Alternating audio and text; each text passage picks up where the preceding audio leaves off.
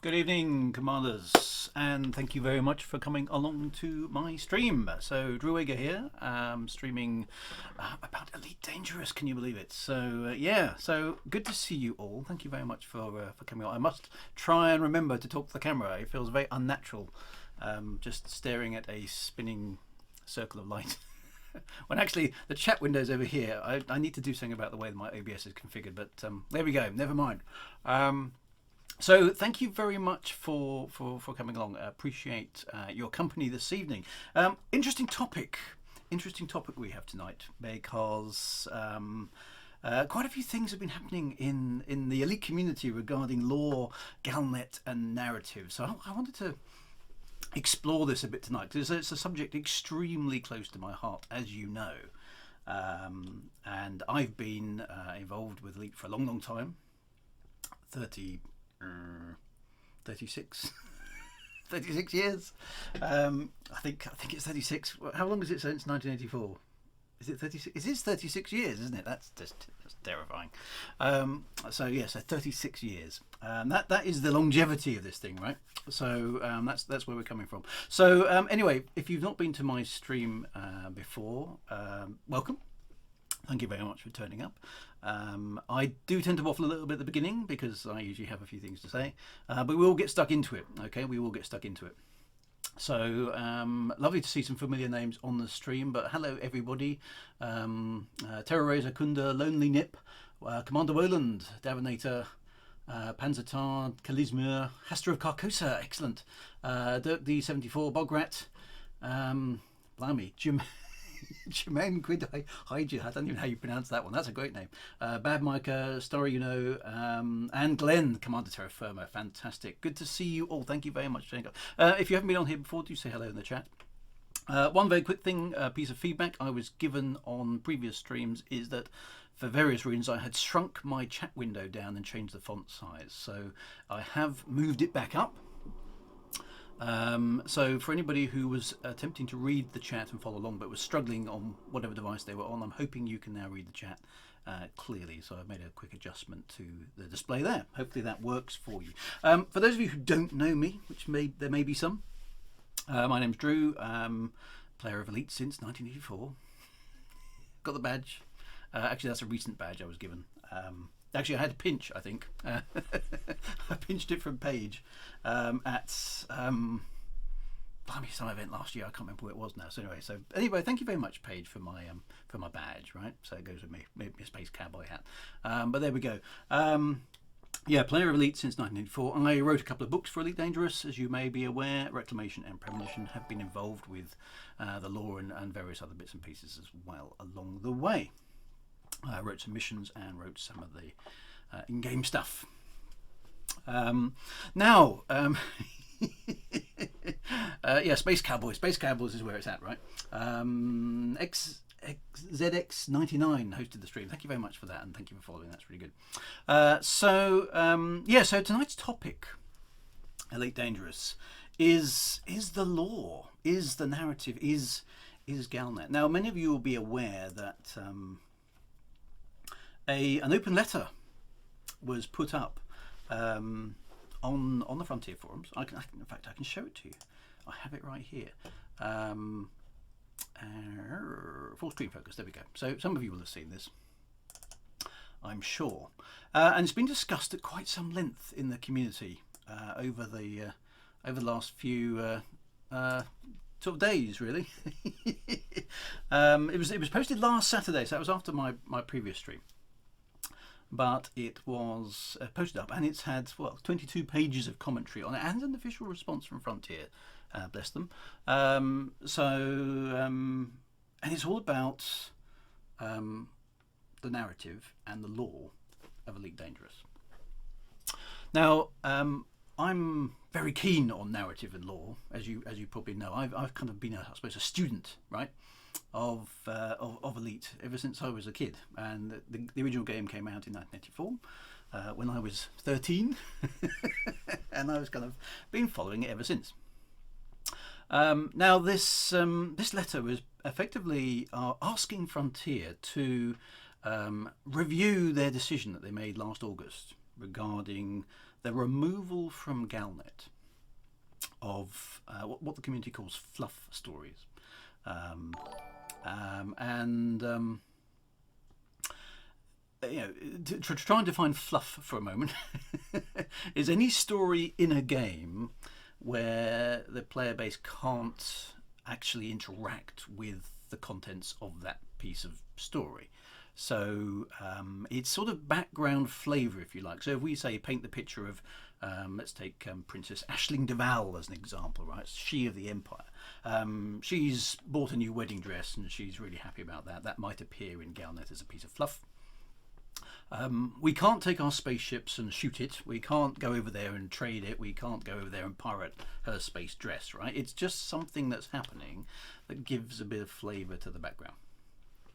So, so those things went, right? Now they were present. They were present, and I've had to look up to see how much content was generated, right? And it was a fair bit actually. Quite a lot of stuff was chucked into Galnet, okay, over the years. So there was a fair bit of content there. And last year, Frontier made a decision to remove anything. Basically, here I'm quoting their communication actually, which you can read on the screen. But as a result, we're going to be reducing the number of Galnet stories that we produce, and instead focus on covering in-game content. So the only things that would appear in Galnet were things that you could actually interact with, right, in the game, which is okay. It's a decision.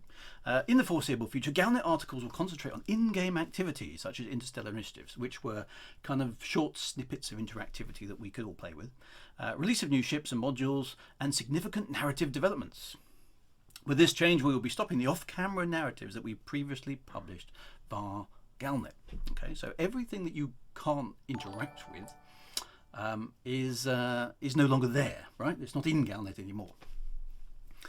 We hope you have enjoyed the many stories we have told, and as always, please share your thoughts and feedback with us. So people kind of looked at that and went, okay, maybe a bit sad to lose the fluff, but if there's going to be lots of in-game content, then okay, which is good, right? Maybe. Now, let's just retract a little bit. And apologies, this is a little bit of a kind of, okay, you're just staring at a browser stream at the moment. I'll fire up Elite Dangerous and because there's things in there we need to have a look at too. But this is what this stream's about, right? It's kind of like what's the context of all this? Now, what is lore and narrative, right? Now, I don't want to get into a heavy duty kind of definition, but my definition, right? Let's keep it simple. I've heard some slightly convoluted definitions of lore and narrative. I think they're pretty simple, actually. A narrative is merely a story. Okay, it's just a clever word for a story. If you're telling a story, you are telling a narrative. If you're telling a narrative, you're telling a story, right? Okay, a narrative is just a piece of entertainment. Okay, something that goes, oh yeah, there's stuff happening, which may or may not be.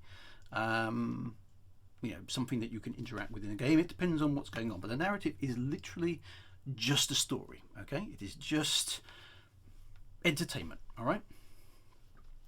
Now, lore is slightly different. Lore is not a story. Lore can be, in fact, deathly dull unless you're really, really into it. Lore is a series of bits of information, right, that you assemble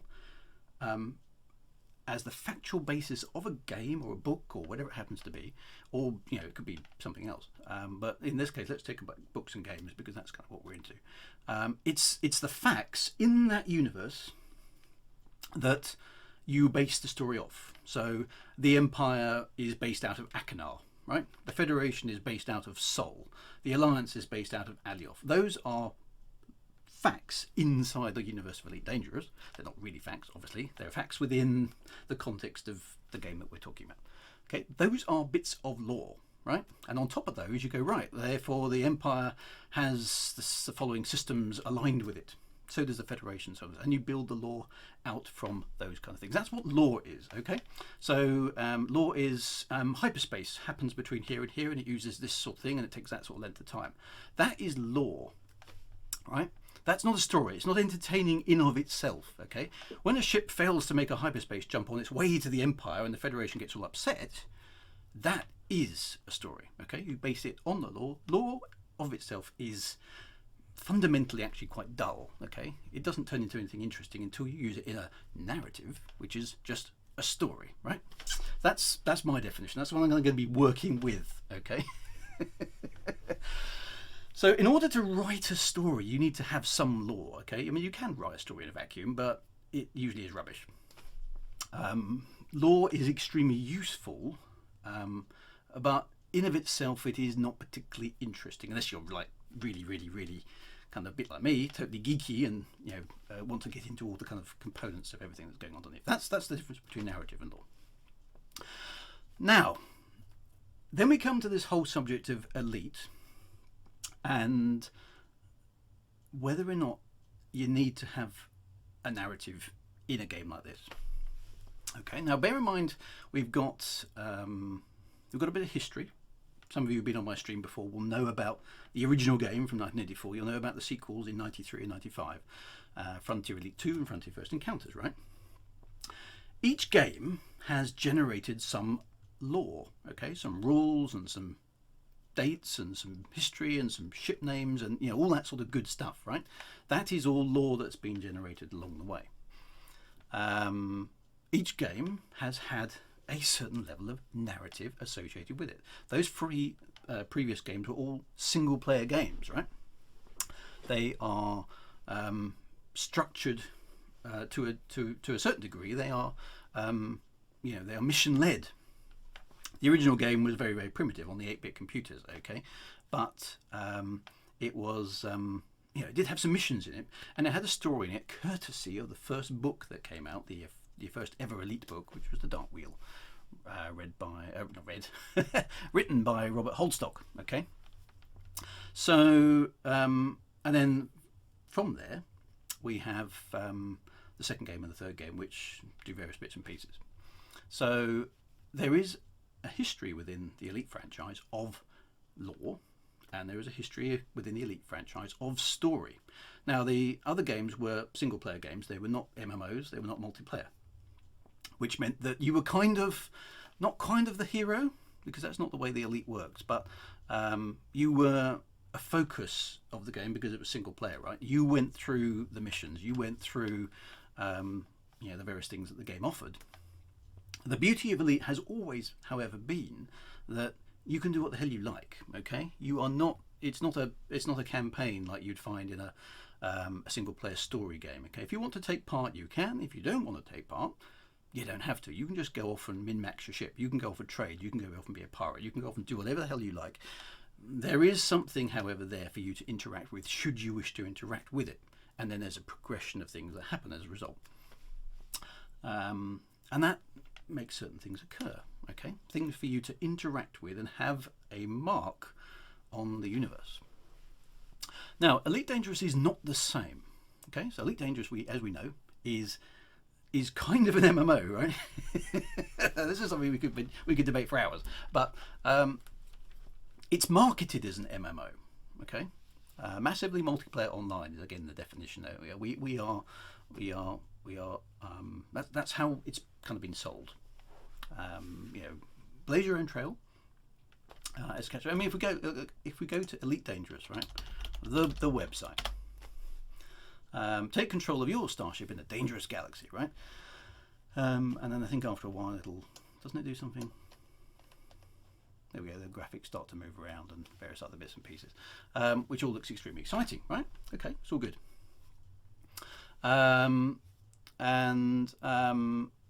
Blaze your own trail. Do all the cool things, right?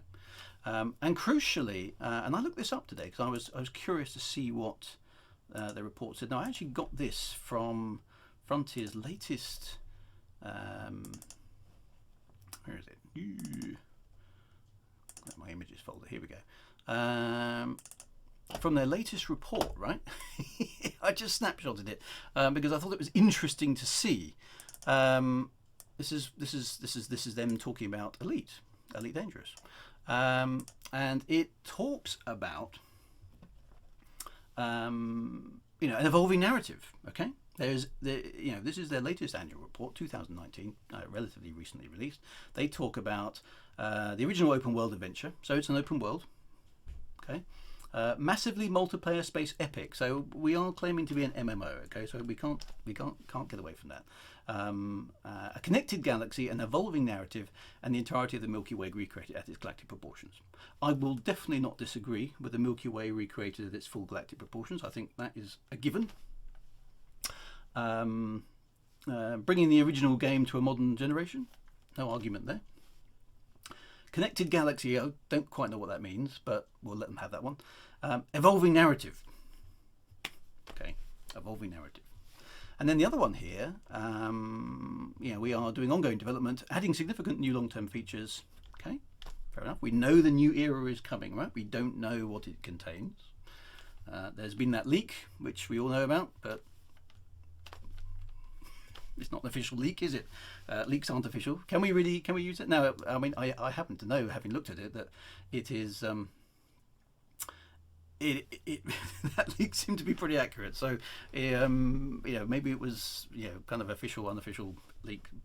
I don't know, but, we can't really use it, but that seemed to be holding up.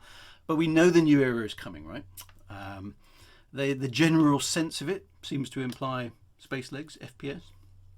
I have no idea. I'm not privy to any of that information. So I personally, as I've said on my stream many times before, I personally prefer atmospheric planets. But I think it's likely that we'll have maybe a combination of space legs and various other bits and pieces. So and we know, okay, we know that they are working on the new era, and they've been working on it for quite some time. But again, here they are promising us an evolving player-driven story which all the players experience together. We will continue to support existing players and further expand the player base over the next financial year for the addition of new content. So that's the new era coming up, right? So that is that's how they pitch it. Okay, that's how Frontier are pitching Elite Dangerous to both us and their own investors. And the general public. This is a public document that anybody can go and read. I downloaded it this afternoon just to have a read. So there we go. That's what that is. Now,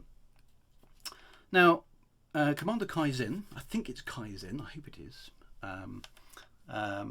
put up this open letter saying, you've removed that narrative. Okay, you made a decision to do so at the end of August last year. And at the time, we still had, I believe, we still had CGs and we still had the interstellar initiatives. And those have also been curtailed for the time being in favour of, actually in favour of nothing at all. So if you fire up Elite now, Elite Dangerous, this is what you see. Literally, this is what you see. Okay, and it's a tiny little bit odd. You'll notice here, and I'm pretty sure I don't have a problem with my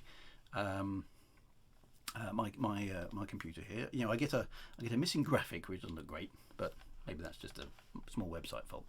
But you'll notice here the last Galnet post that we see on the launcher here is the 14th of Jan. This year, this is 3306 in the game. Okay. And that's the last Galnet we had. Now, it is actually the 20th of November. November? 20th of February. As we look at it now, right? And so, Galnet isn't there. Okay, there is nothing in Galnet of note. We had a few items towards the end of last year. We've had this one in Jan. We've had this one in Jan, and that is it. Now, we used to, for those of you who didn't know what Galnet used to be like, we had some occasionally, multiple articles per day. All right, and certainly one a day was very, very common. And then sometimes you'd wait a couple of days and there'd be a batch of 2 or 3 happening on the same day. Sometimes that's how it worked. They were clearly, pumping out quite a lot of content. Now I've had a look at the amount because I was kind of a bit suspicious that maybe we'd been a bit shortchanged on the amount. No, but actually we weren't. There was a lot of Galnet content. I've been in a position whereby over the years since the game started, I snapshotted Galnet from the website and stuck it into a Word document. And I've kept it, okay, to kind of keep an eye on. And it was useful for me because I kept an eye on what was happening on the various different calendars. Because at the time, the story was quite sophisticated and quite important. And there are, in the first 3 years of Elite Dangerous, something along the lines of 200,000 words of Galnet entries. Okay, so that's quite a lot, all right? That is equivalent to 2 full-length books, and I know that because I write books. So, you know, in the early days, not far off a book's worth of Galnet content per year. Okay, so that put that in perspective. That is the amount of work that was being done. So, because what I'm keen to do on this stream, you know, I'm a big fan of Elite. I'm a big fan of Elite Dangerous. I'm usually a big fan of Frontier. I'm not always. I will call them out, and sometimes I feel that has to be done. Keep them honest. But I do want to put it in context, right? So I'm going to criticise anybody. It has to be in context, and it's only fair to give, you know, I think a fair portrayal of the pros and cons of this. Now they were generating in Galnet a full book's worth of content, and I'll give you a comparison. Hang on a minute.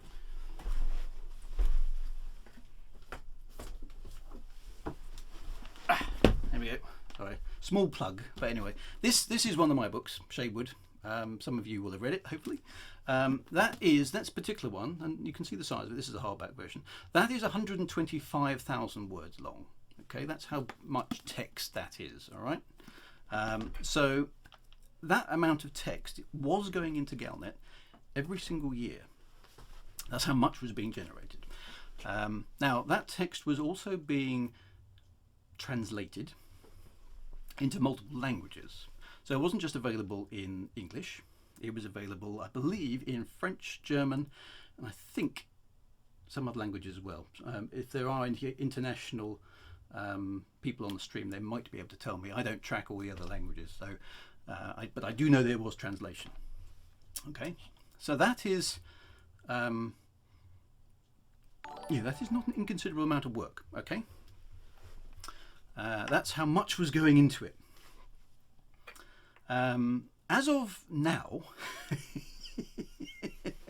we're not getting any Galnet at all. Okay, so that amount of work that's the amount of work that has stopped. Now I can tell you, in order for somebody to produce that a year, is more than a person. Okay, it's more than a man year, as we would say in the olden days, because A, you've got to write it, B, you've got to edit it, C, you've got to check it's consistent with all existing law, and then you've also got to translate it, right? So that is quite a bit of work.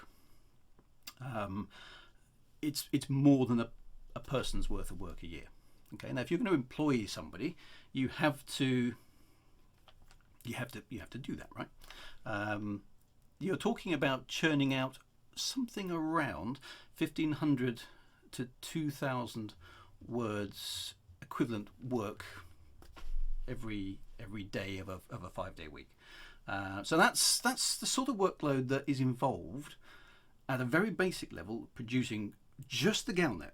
Okay, just the Galnet. That's before we get into, is there an in-game thing that relates to the Galnet? Okay, so if we're not talking any kind of dev time here, we're just talking about basic writing, editing, and probably uploading to a web server. Okay, so that's the context of how much effort was going on in Galnet. Now I don't know the specifics of how you get from a piece of text to it appearing on Galnet. I can't imagine it's too sophisticated, but there will be, sign-offs and approvals and other bits and pieces in there. But the translation is a big one as well. So that's a thing. Okay, that's a piece of work that has to be done. So when they say we've chopped that, that's how much time they've freed up to do something else. And what Stephen Benedetti said in his response to Kaizen's open letter was that the writing team is very small, and that they are working on the new era.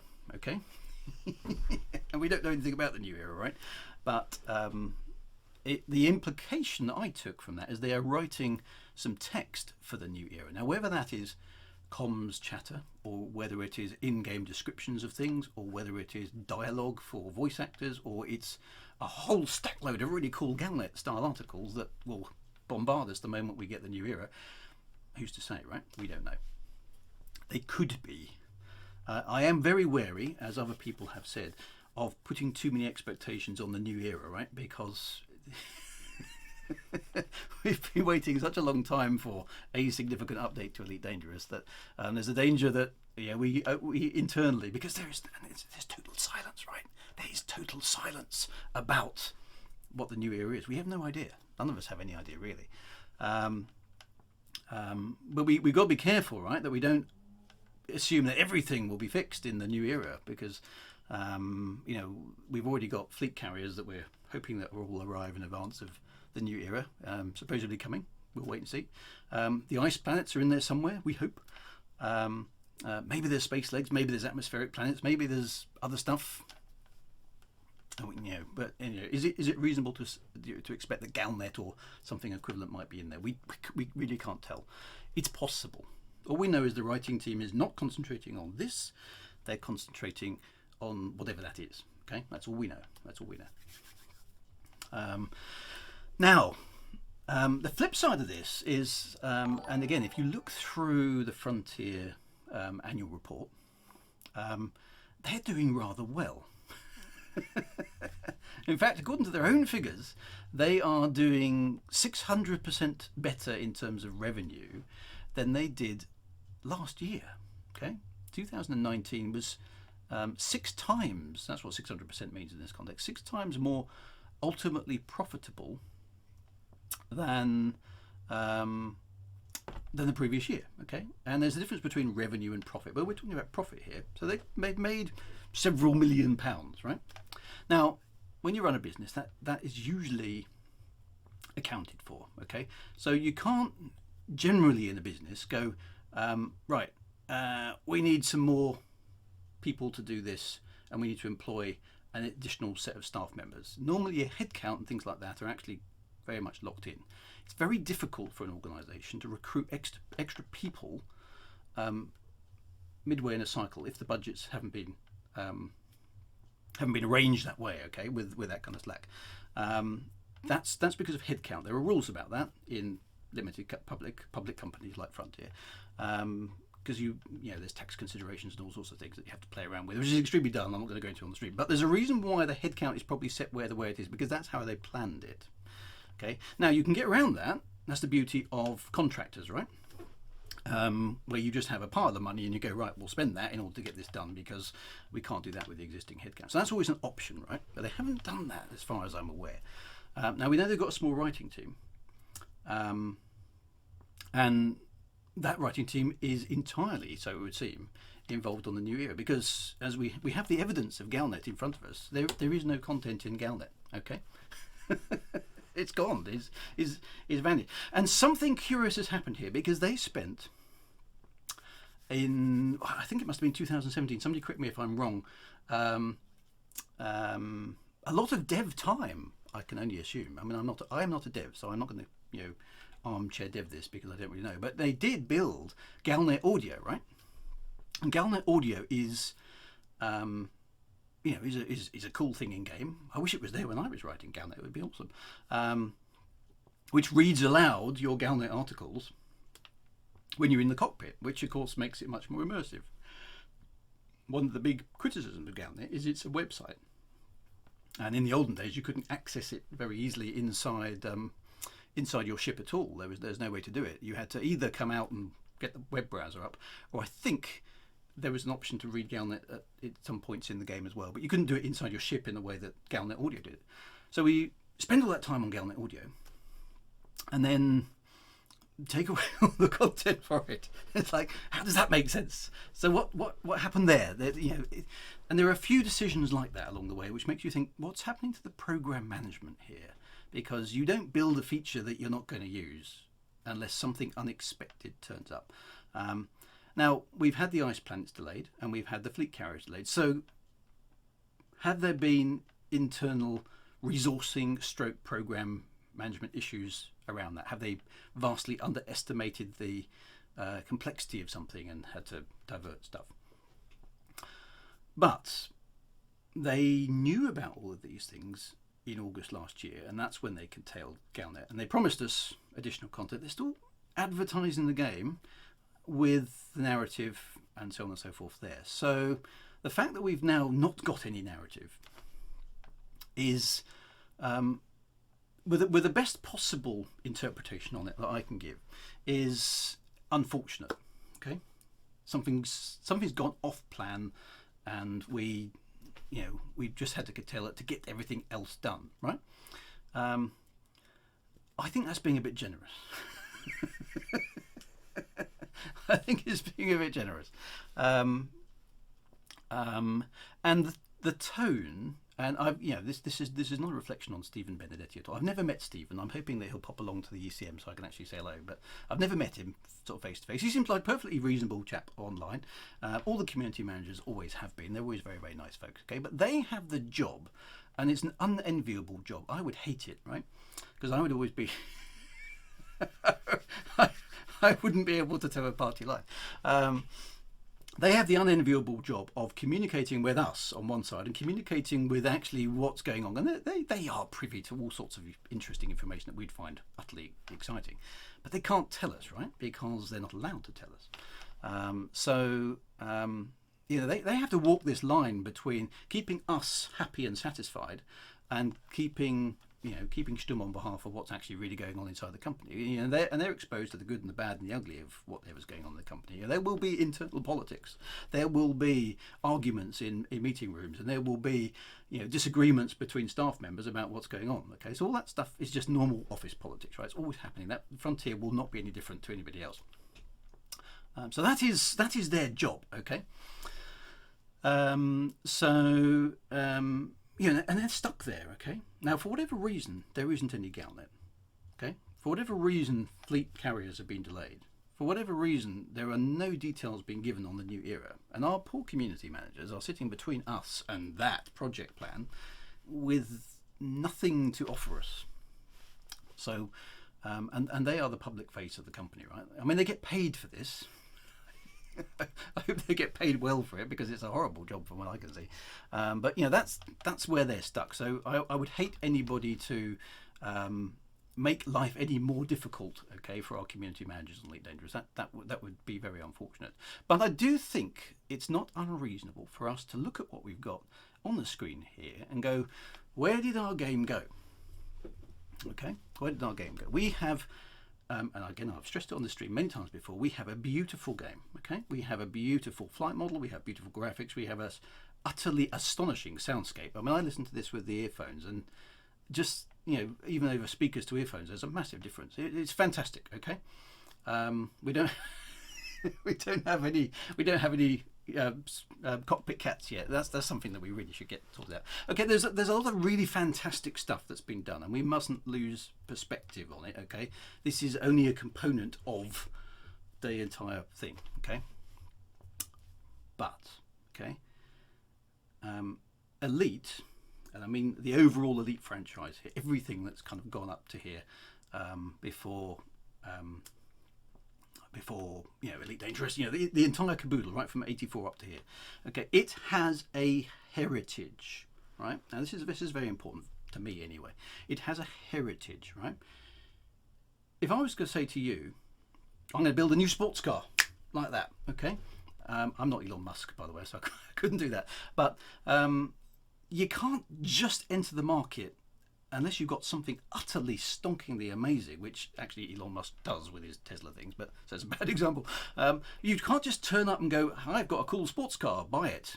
It's the same price as that Porsche 911. The Porsche 911 has heritage, okay? It's an aspirational thing. You look at it and go, that's a 911. Everyone knows what a 911 is, right? Okay. You can't just go, right, I want to have a sports car that has a lineage of previous sports cars. They're all awesome in different ways.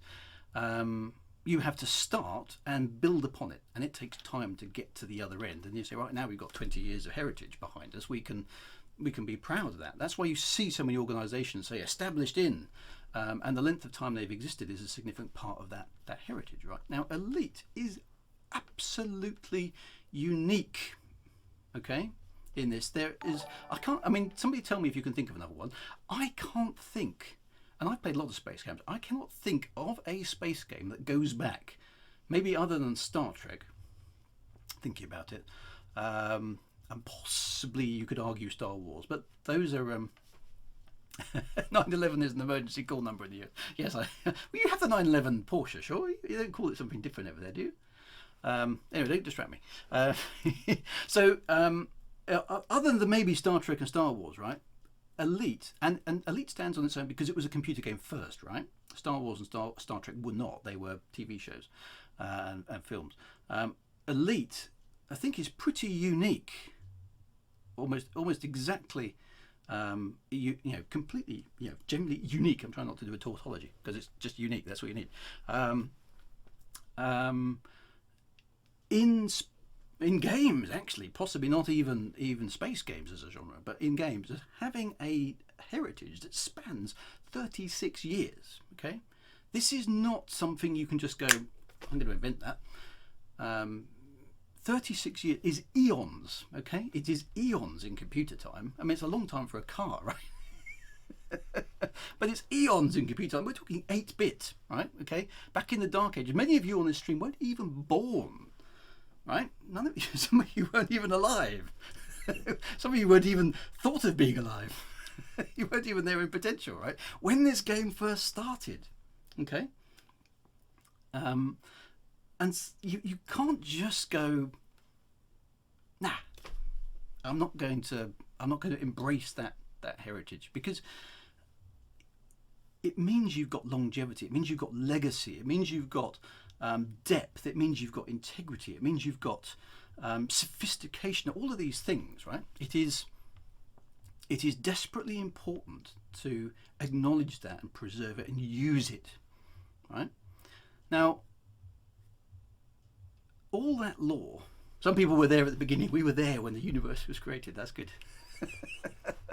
Now I bang on it a lot about this sort of stuff, right? But it is very important, I think, to put Elite in its context. It is not, and I know all of these things at the end of the day are just a game, right?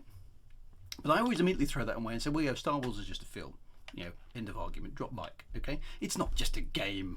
And anybody who accepts that as an argument, I haven't got any time for. It's not just a game, okay? It's not just a film. It's not just a TV series. Because if it is, then anything I'm going to say is irrelevant to you because you're not going to see the argument, all right? It's not just a game, okay? It is, some people will play it as a game. I've got no problem with that. Some people will play it for the lore. Some people will play it for the story. Some people will play it for the min-maxing. Some people will play it for the, I've got to be the best of the best of the best of the best, right? But you'll play it and you'll get involved with it. And then there's the community and then there's everything else that goes along with it, right? If you have a heritage, if you have a backstory, if you have all of that stuff, okay? It is an artifact. It is an asset. It's the sort of thing that, you can go into if you go into Volkswagen headquarters, you will see some of their old cars on display, right?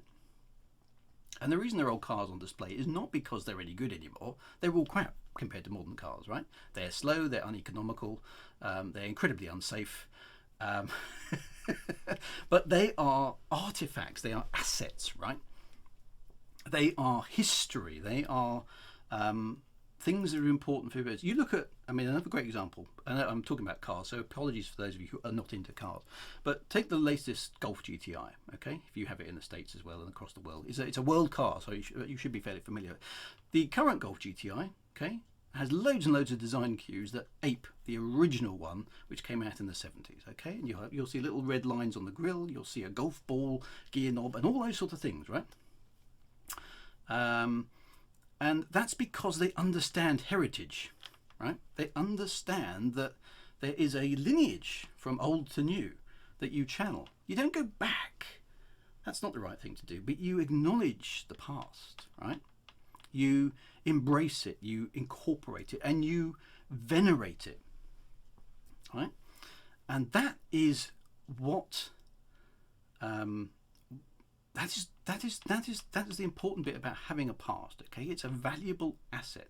Now, in Elite, okay, now Elite is not. Somebody made a point. It is. Some of us are historical artifacts. Elite isn't a historical artifact. Okay, no, it's not. It's a game that came out in '84. Then there was a sequel in '93 and '95. Okay, all of those are built on and push the boundaries of technology as they existed at the time. Okay, inside Elite, what made the original game special is not just that it pushed technological limitations of the computers at the time, but it built a universe. Okay, when you first took your spaceship out at Lave Station, okay, you had a universe of populated planets. You had a story which set the scene. Okay, there was no internet back then. There was no online forums. There was no Facebook. There was no way to interact with your fellow fans other than your mates at school, basically, and maybe occasionally through magazines. That was the only way that you could interact at the time. So it was limited, right? But you had a story which set the scene. You had background lore which explained the Thargoids, which explained generation ships, which explained hyperdrives, which explained the context of that, develop the feel. You know, Elite was very anarchic. You could be set upon by pirates.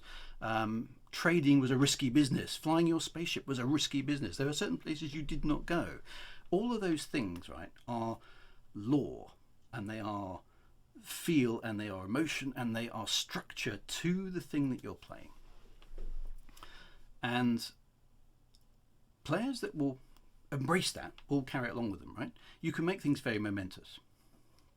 1993 comes the second Elite, and for various reasons it does away with quite a lot of the original Elite lore, unfortunately. But you know, it brings in new stuff, and it brings in, you know, politics and various other bits and pieces into there, and the 1995 game brings things along as well. And Elite Dangerous changed things again, and yes, you have to adjust. You know, some of the lore changes they made between the different games I kind of thought were a shame, but you know, you have to accept some of those kind of things anyway. Okay, but they do you know, things do move on. What we have in the first instances of Elite Dangerous, okay, when I started with this game, we had effectively the writers were given a lore bible. Now that was constructed in part by Frontier staff themselves, in partly by some of the very talented writers who were around at the time. I didn't actually do it. I was not involved. So the lore that was originally written for Elite Dangerous I used, but I didn't contribute to. I don't know if Dave Hughes is on the stream, but if he is, he was one of the contributors. I know that Alan Stroud was one of the contributors, one of the other writers, and I also know that Michael Brooks built the lore. Now I can't give those documents to you. They're still NDA technically, although actually I don't think they're being used anymore, which is a point I'll come on to. But there was effectively a lore bible, right? So these lore documents covered the Federation, they covered the Alliance, they covered the Empire, they covered the Thargoids, they covered Galcop, they covered technology, they covered spaceships, they covered loads of stuff, okay? And they were very, very detailed, okay? Very, very, very detailed things, okay? And they explained what aspects of the original game were still canon and what aspects of the original game were no longer canon, okay? Where the things had been overridden because of, you know, usually sensible reasons, okay? Which were going to be related to gameplay. We were building a game at the end of the day, but you know, those things were put down, but they were thought about. Okay, they were debated. Frontier always had the overriding, "This is how it's going to be" at the end of the day, but the things were discussed, right, in a sensible sort of way. There was a group of people, and you know, the people who were involved from not Frontier, and I'm not a part of this, I came to this later, were people who are very well respected for knowing stuff about the law, okay? Dave Hughes, Alan Stroud, various other people, I forget all the names now, but those two particularly. Dave Hughes was very much an expert on the original Elite, and Alan Stroud, I think, was much more knowledgeable about the two sequel games in terms of what they were about. And that input was put into these law Bibles, okay? And the law Bibles were literally the Word of God, okay? You know, you didn't contradict them, right? You did not contradict them. All of the first set of books, and Reclamation for me was one of these, right? Was orchestrated around those law Bibles. The law Bibles were sacred. They were proper sacred documents, okay? And they were curated. And when I say the word curated, I mean, you know, looked after. When new things came along, they were added in to the law documents, and the law documents were kept up to date, right? So that was how you worked, okay? If you wanted to write something for Galnet, or for as a book, or for anything else, you had to consult the law, okay? You consulted the law. The law said things like Akinar is the centre of you know, the empire, and you don't go to get to Akinar unless you are of a very, very high rank. You can't just have any you know, space oik turn up and go to Akinar. It's not permitted. It's not allowed. It's not acceptable. You'd be turned away at the gates. You know, it's like trying to gate crash a party. There's lots of little useful bits of flavour and substance in those documents which explained how things were supposed to work. Okay, what the flavour of the Elite universe was like, a consolidated view of this is what life in the 34th century is like. Okay, and I got told off every because you know me, I'm a bit mischievous, right? I tried to push around the edges of some of this where I thought it was a bit, I don't really like that, and you know, I got pulled back quite rightly, okay. I get pulled back and then told off. No, stick to the law, okay, hands up, gov. Which is great, okay, because that means you are, you know, you're curating. You think the law is important, and you wish to, you know, you control it. So the law is very important. That 90s kid, is it true? I've just seen this question pop. Is it true they tried to stop you from going through the Slow Me event? No, it's not. That is a rumour, which is totally untrue. What they did say to me is, are you sure you want to do this? You're going into open mode. You will die. Literally, we've tried it. We've tried it on Frontier streams before. If you go into open mode, you die. And I said to them, actually, no, the guys I'm working with, we think we've got a way to survive in open mode. We're going to give it a whirl. Is that all right? It's fine. So no, they didn't try and stop me from doing the Slovia event. It was literally a kind of, are you mad, going into open in full view of the entire internet. So yeah. And then yes, and then there's Harry Potter. But we're not talking about Harry Potter tonight. You know, that was in-game content that we did. But you know, let's go back to the law, right? So the law was there. Okay. Now from 2014 to around about 2017, when Michael Brooks moved aside, the law appears, and I you know, have no evidence for this. This is only supposition, but the law appears from that point on not to have been curated. Okay, maybe it's been referenced in some fashion, but lots of weird things started happening in the law. Okay, in Galnet suddenly they rewrote how hyperspace works. It's like, but that's not what it says. They changed things. Okay, when the ship launched fighters appeared, they had magic energy between them, between the wing parts and the main bodies, which didn't work with the law. Okay, they you know, when the ship launched fighters came along, you could 3D print them in your cargo bay in some weird fashion, which went against the law.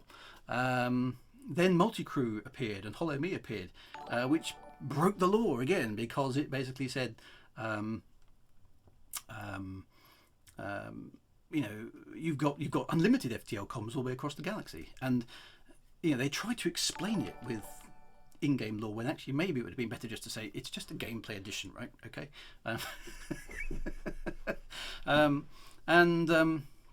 Some of the beacons, I've gone around and been doing a bit of research on the beacons in-game, and they don't gel with the original lore. So you kind of think, well, did they just, was it too much trouble? Did they not know the existing lore? When people change jobs at Frontier, did they not transfer the documents? What did something go? Did something go wrong? Okay, or did they just de-emphasize it? And whoever took over in that role didn't see the importance of the lore documents, and just kind of went, oh, we'll just go for it. Now, personalities have a lot to do with this. Okay, personalities have a lot to do with this. So. Michael Brooks, bless him, was very good at the lore. Okay, he gave me a hard time on some of the stuff I wrote, saying, "Nope, you're not doing that. Nope, you're not doing that either." And that bit over there, no, you can't do that. Which, to be honest, is great. You know, you need to know where the edges are, right? When you're doing something. So he was very good at that.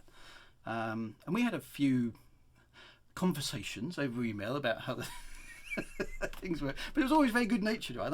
I knew where I was, okay, and he genuinely got that the lore was important for consistent, integral, powerful storytelling, okay, narrative, right? Now I wonder, and I have no way to verify this or not, that emphasis has changed, okay, with the rotation of staff and all that kind of stuff. So, you know, and there have been major retcons, okay? There have been major retcons since that time.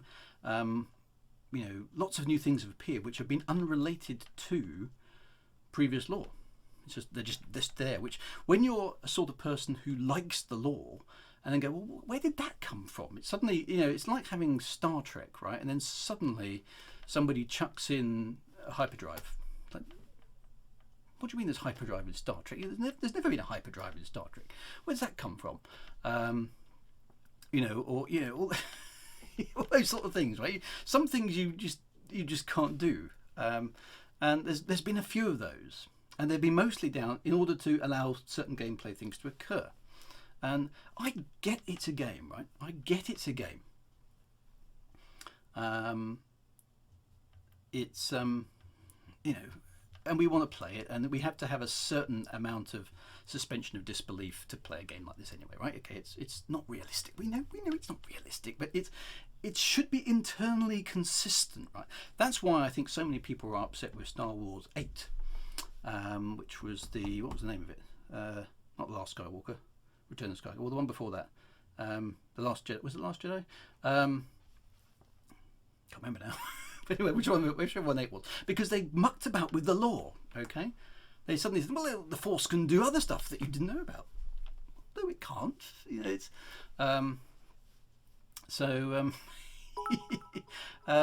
you know, that's what upset a lot of people. Okay.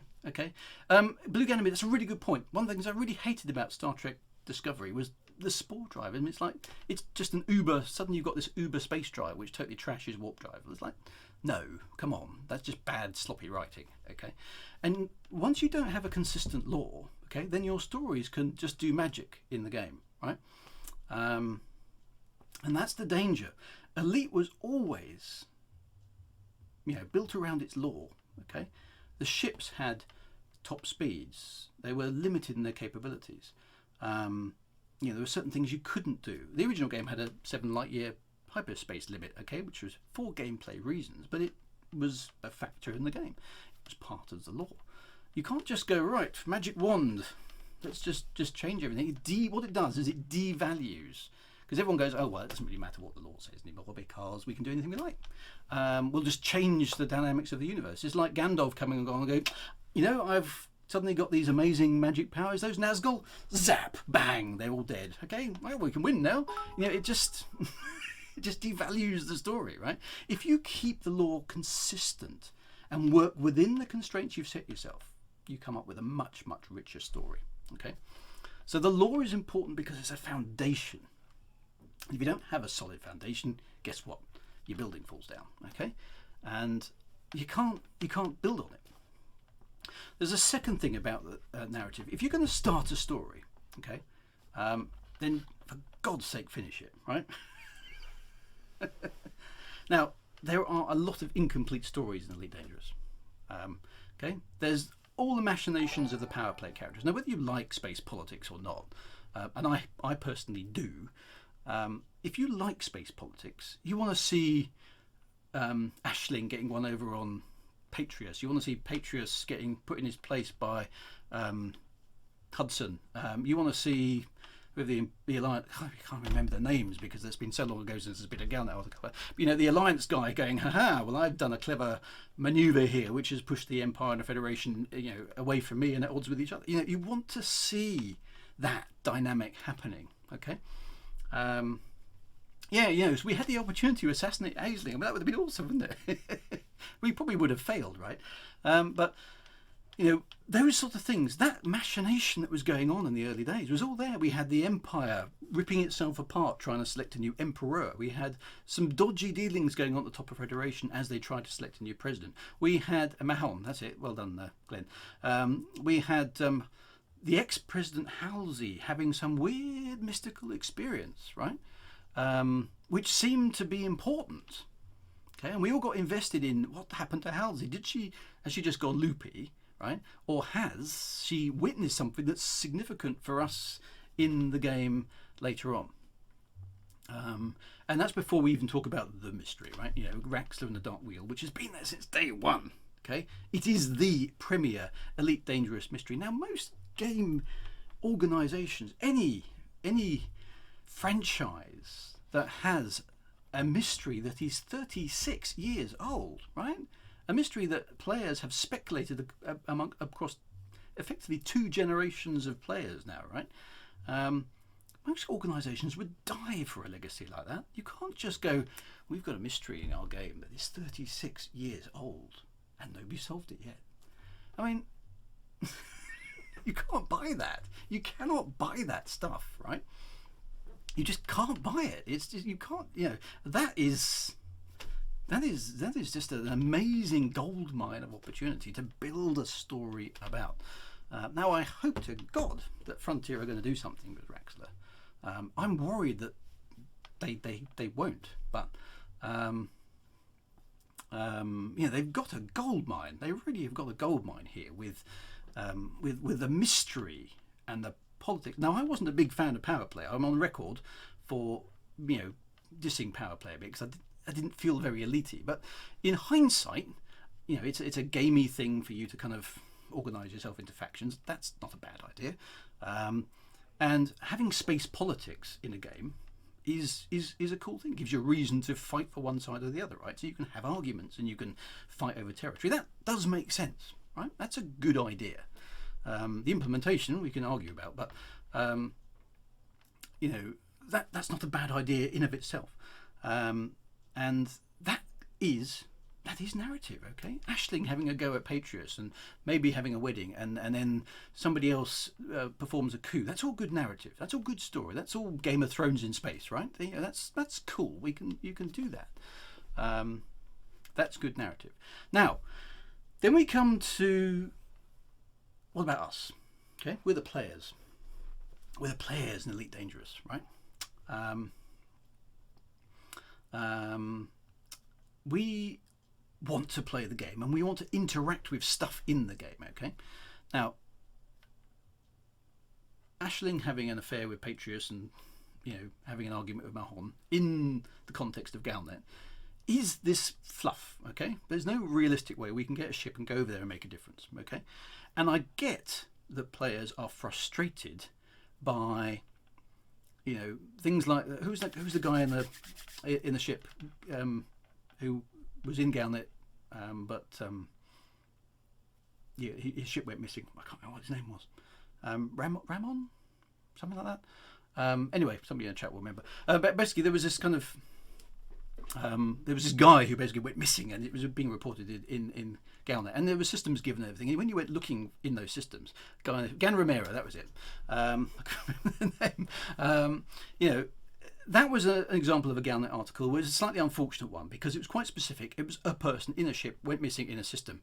And it's not unreasonable, I don't think, for a player of that to go reading that, because it's in-game, and go, I'll hop over to that system and see if I can find him, right? So loads of people did exactly that.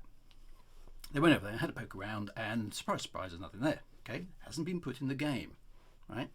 So if you're going to do Galnet-y stuff, you have to indicate to the player somehow that this is background fluff. Okay, there's a story going on here, but it's just something you read, right? About the weird and the wonderful world of Elite Dangerous. Okay, and then this particular Galnet article over here is a bit more specific. Okay, there's actually a clue here you can follow. And some of the Galnet articles obviously were like that. Now, Stephen Benedetti, on his response to that thread, did say, back in August actually, we're removing it because it spoiled your player interaction, because all the things in Galnet you couldn't go and do. So that was a classic case of almost pulling the rug off the table and destroying the entire T surface with it. I'm trying to think of a good analogy really, but it's it's like so you didn't like you didn't like the salt and pepper then. In that case, we're going to take the entire meal away, and sorry about the salt and pepper. It's like, no, you're solving the wrong problem here, and you think any logical analysis of that is going to basically say, no, what you should have done is you should have kept Galnet as it was, kept the fluff as it was, and put some sort of filter on it such that the player base is able to go, is that just fluff and entertainment for the background story? Which, even if it is just fluff, is important to and I don't know how big it is, a percentage of the player base, right? Okay. It's just fluff. If you don't like the fluff and you just want, where are the Thargoids? Where can I kill them? Where can I buy stuff? And are there any new weapons coming out? Then you can filter it, right? You can say, right, exclude fluff articles. I don't. We have to come up with a better name than fluff, right? But yeah, essentially that's what it comes down to. And to be honest, in today's internet age, I would expect to be able to filter Galnet by Imperial News, Alliance News, Federal News, Corporation News, and have some sort of basic search engine, right? I mean, come on. I mean, it's the 21st century, right? It's 2020, and Galnet doesn't even have a search function. You have to look at it offline and download it from a third-party website, even to come on, okay? So anyway, I think overall a lack of investment in Galnet is also part of the problem. So those filtering things. I mean, you can have news and rumours. I mean, for example, that's exactly, and this is the frustrating thing about it, is this is exactly what they had in the previous games, right? Let me show you. For those of you who haven't seen this, some of you will have seen this, and for that I apologise. Well, I don't really apologise because I like showing you anyway. Not DOSBox. I need to run it from over here. Okay, so some of you will have seen this already. Let me switch to this view because it's a bit better. I've just got to mount. Wrong window. Yeah, let me put that back up there so I'm looking vaguely in your direction. Mount C drive /user/drew. Let's go there. CD document. This is very old school for those of you who don't know what I'm doing. I'm going to run up the last game, okay?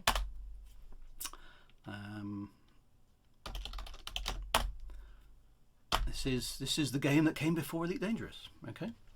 This is Frontier First Encounters, which is the prequel, supposedly, to Elite Dangerous. This is the one that came before that. Now, you will go, what? Look at the graphics, it's ridiculous. But, okay, bear with me. There's a reason for this. So let's fire my laser beam at the space station, which is bad. Okay, now, the reason I want to show you this, and I need to find a way just to turn off this ghastly MIDI music. Let me just turn that off. There we go. the reason I want to show you this very quickly is, if I can find where the UI is, it's quite hard to navigate. Where is it? There we go. Right. Okay. Here we have. This is how it should have been done. Okay, right from day one. In the prequel game in 1995, this is Frontier First Encounters. This happens 50 years before the timeline of Elite Dangerous, right? We have 5 newspapers, not just one, like in Galnet. Okay, we had 5 newspapers, right? And this is a game that fitted on a single floppy disk, remember? Okay, 5 newspapers. Okay, the Imperial Herald, which, not surprisingly, is the Imperial newspaper, right? Then there's the Federal Times, which is the Federation newspaper. Then there's the Random Intergalactic Gossip, which is just full of junk, basically, okay, and recipes and weird stuff. Frontier News is actually quite a factual one, right? And Universal Scientist goes through kind of discoveries. Now, imagine that in Elite Dangerous, right? We'd have the Imperial Herald giving you the Imperial spin on stuff, okay? So, basically the Federation is a load of scum. We don't talk about the Federation. The Empire is awesome. And then the Federal Times would be probably delivered in a bit of an American accent. Well, those Imperial scum, we don't talk about them. You know, we're gonna regime change their asses when we get a chance with our big Federation starships. Okay, I can't do an American accent, so apologies, particularly to Glenn. But that's basically that's the flavour, right? Okay. That's the flavour of these articles in this game, right? Now, Random Intergalactic Gossip was just full of fluff, okay? It was just literally fluff. I mean, there's no sense to it at all, okay? And Frontier News was a bit more kind of like this. This is probably the one you know. Actually, this is not a Stetson. This is what is this? I can't remember what this is. I think this is a fedora, isn't it? Is it a fedora? I think it's a fedora. And Frontier News was the one that you went to, okay, to get yourself, you know, kind of factual stuff that was actually probably useful in the game. And Universal Scientist would concentrate on discoveries. Now, imagine this in Elite Dangerous. Universal Scientist, Universal Cartographics. Okay, so and so has discovered the XYZ, and there's a rumor of a discovery of the XYZ thingamajig in the XYZ WW159723 system, okay? And you can go and check it out. That's how the codex maybe should have worked, okay? Frontier News is the one that the players who don't really like the fluff go to, okay? Random Intergalactic Gossip is just for a laugh, okay? It's like the Sun newspaper. I don't know what the equivalent is in other countries, but the Sun newspaper just publishes rubbish in the UK, okay? It's just junk, okay? It's just random made-up stuff. And that's what they do, and it sells very, very well. You know, it's a bit right wing, and it's a bit kind of not necessarily politically correct, but it's, you know, people buy it because it's junk and it's entertaining, right? The Federal Times basically puts the federal spin on.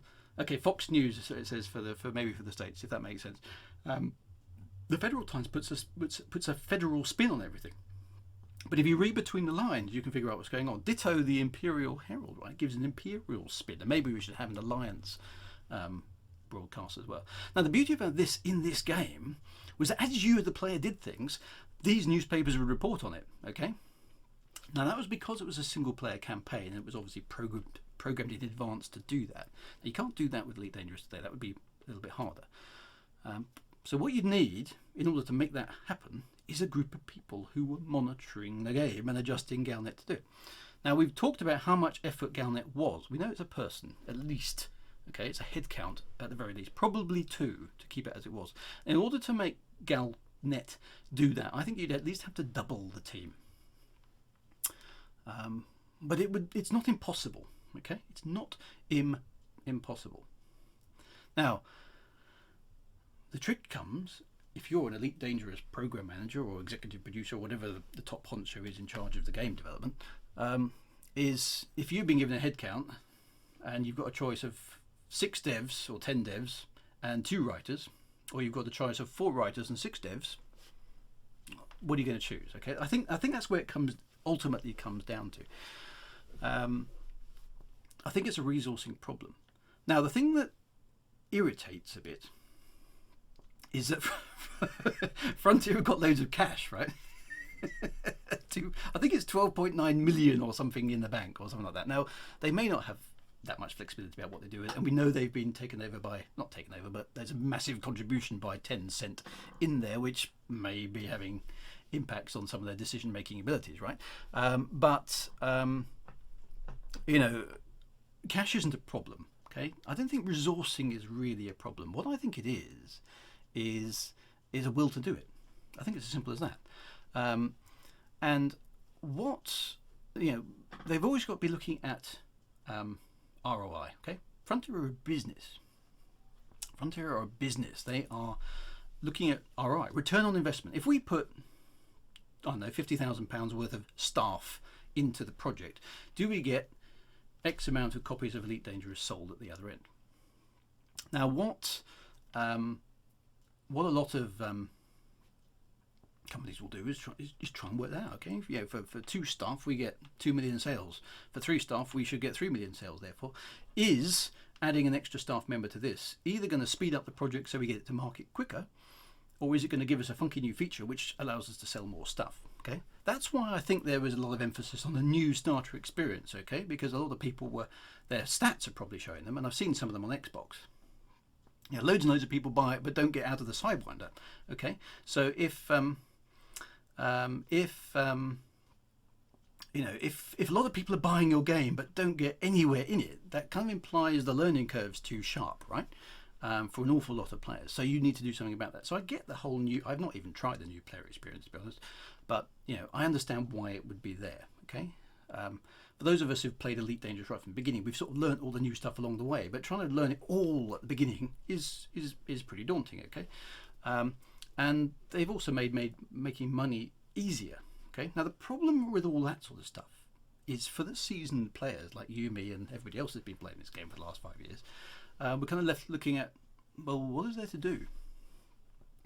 Now, Frontier can, and perhaps have, taken the stance that, well, sod them, we've got their money. You know, we want new players coming in because that's the only way we make money. Okay, now you can buy, you know, cosmetics and you can do all that kind of stuff as well, obviously. And I bought cosmetics. I've literally just bought a skin for my SRV, I've got a blue SRV, you know, which is nice. You know, you can do that, but it's a business, right? Okay, we've got to look at profit and loss, and is the game keeping itself, you know, funded? But they do say that Elite Dangerous is the most profitable one. That's something that's in their financial statements. And that's good to know, actually, Commander World, that the new player experience is actually good. But okay, if you focus all your time on the new players, then your existing player base gets discontent. Okay, you've got it's a balance, right? You've got to give something for the seasoned players to do, because the seasoned players, if they drift away from your franchise, then your new players are going to get a very, you know, is this game really good to play? No, it's not. No, it was good, but you missed all the good stuff because they don't do any good stuff anymore. You know, they're going to get a very negative vibe from the game if the longevity of the, you know, the established player base isn't looked after. And that means keeping it fresh. How do you keep it fresh? You have to inject things into the game, right? And not just more weapons and more spaceships and stuff. You have to inject stuff, storytelling, you know, and that's why, you know, and I'm not saying that lore and narrative should override any of the other features of the game, because that would be mad, right? But they sit alongside and reinforce. They're sort of the gel, the glue that holds everything else together and gives you a reason to play the game. Because, oh yeah, did you see what Ashling's? She's kicking off again in the XYZ system. And then there's a CG or something that replaces CGs. You know, let's be more imaginative. CGs are, you know, were quite a good idea, but you need lots of variations on things like that in order to keep the universe alive and do things. Because, you know, you've built this 400 billion stars, right? And this with, oh, sorry, I'm in the wrong display. That one. Yeah, this Galnet that we have here would have us believe that there's nothing happening in a universe of 400 billion stars. There's just nothing is occurring. There are no wars. There are no fights. There are no arguments about mining rights. There are no trade embargoes. There's no famine. There's no, there's no earthquakes. There's no moon has just disintegrated. There's no supernova. There's no neutron star that's just been catalyzed. Nothing is happening, right? Nothing is happening, and that's just not realistic. That's insane. You can't have a universe like that where nothing is occurring. Okay, and what I think they've done is twofold. On one side they have said, right, we're focusing on the new era, and I don't know what's in the new era. We can speculate till the cows come home about what's in the new era. There might be a fantastic new Galnet thing in there. Maybe, let's hope so, for goodness sake. But I suspect there probably isn't. Galnet may restart at that point, but I think it's going to be, let's assume they have built an FPS add-on to Elite, which seems likely. That's not going to be a trivial thing to undertake, okay? Because you're going to be up against AAA FPS titles, which have a very, very high bar of quality, right? Can Elite Dangerous match up with those sort of things? I'd be worried about doing that. I don't know. I'm not a game dev, but some people are, and I think they're worried about it too. The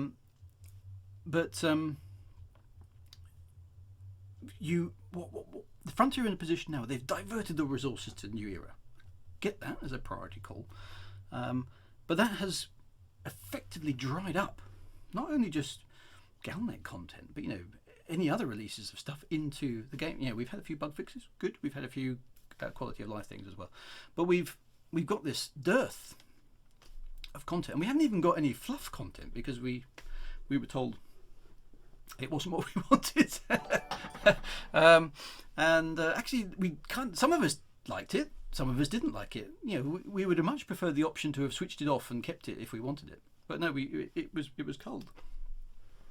And I think what the outcome of that is that the impression you're left with is that they don't care about the story, the background to Elite. Now Elite, and this is the thing, you get. I looked on the forums and just generally around the internet today to kind of get a feel of what other people were saying, and I saw that Lave Radio have covered this. I saw that Obsidian Ant has covered this. It's been discussed on Reddit. It's been discussed on the Frontier forums. It's been discussed everywhere. It's on the Facebook groups. It's everywhere, right? Kaizen, you've lit a you've lit a touch paper, right? But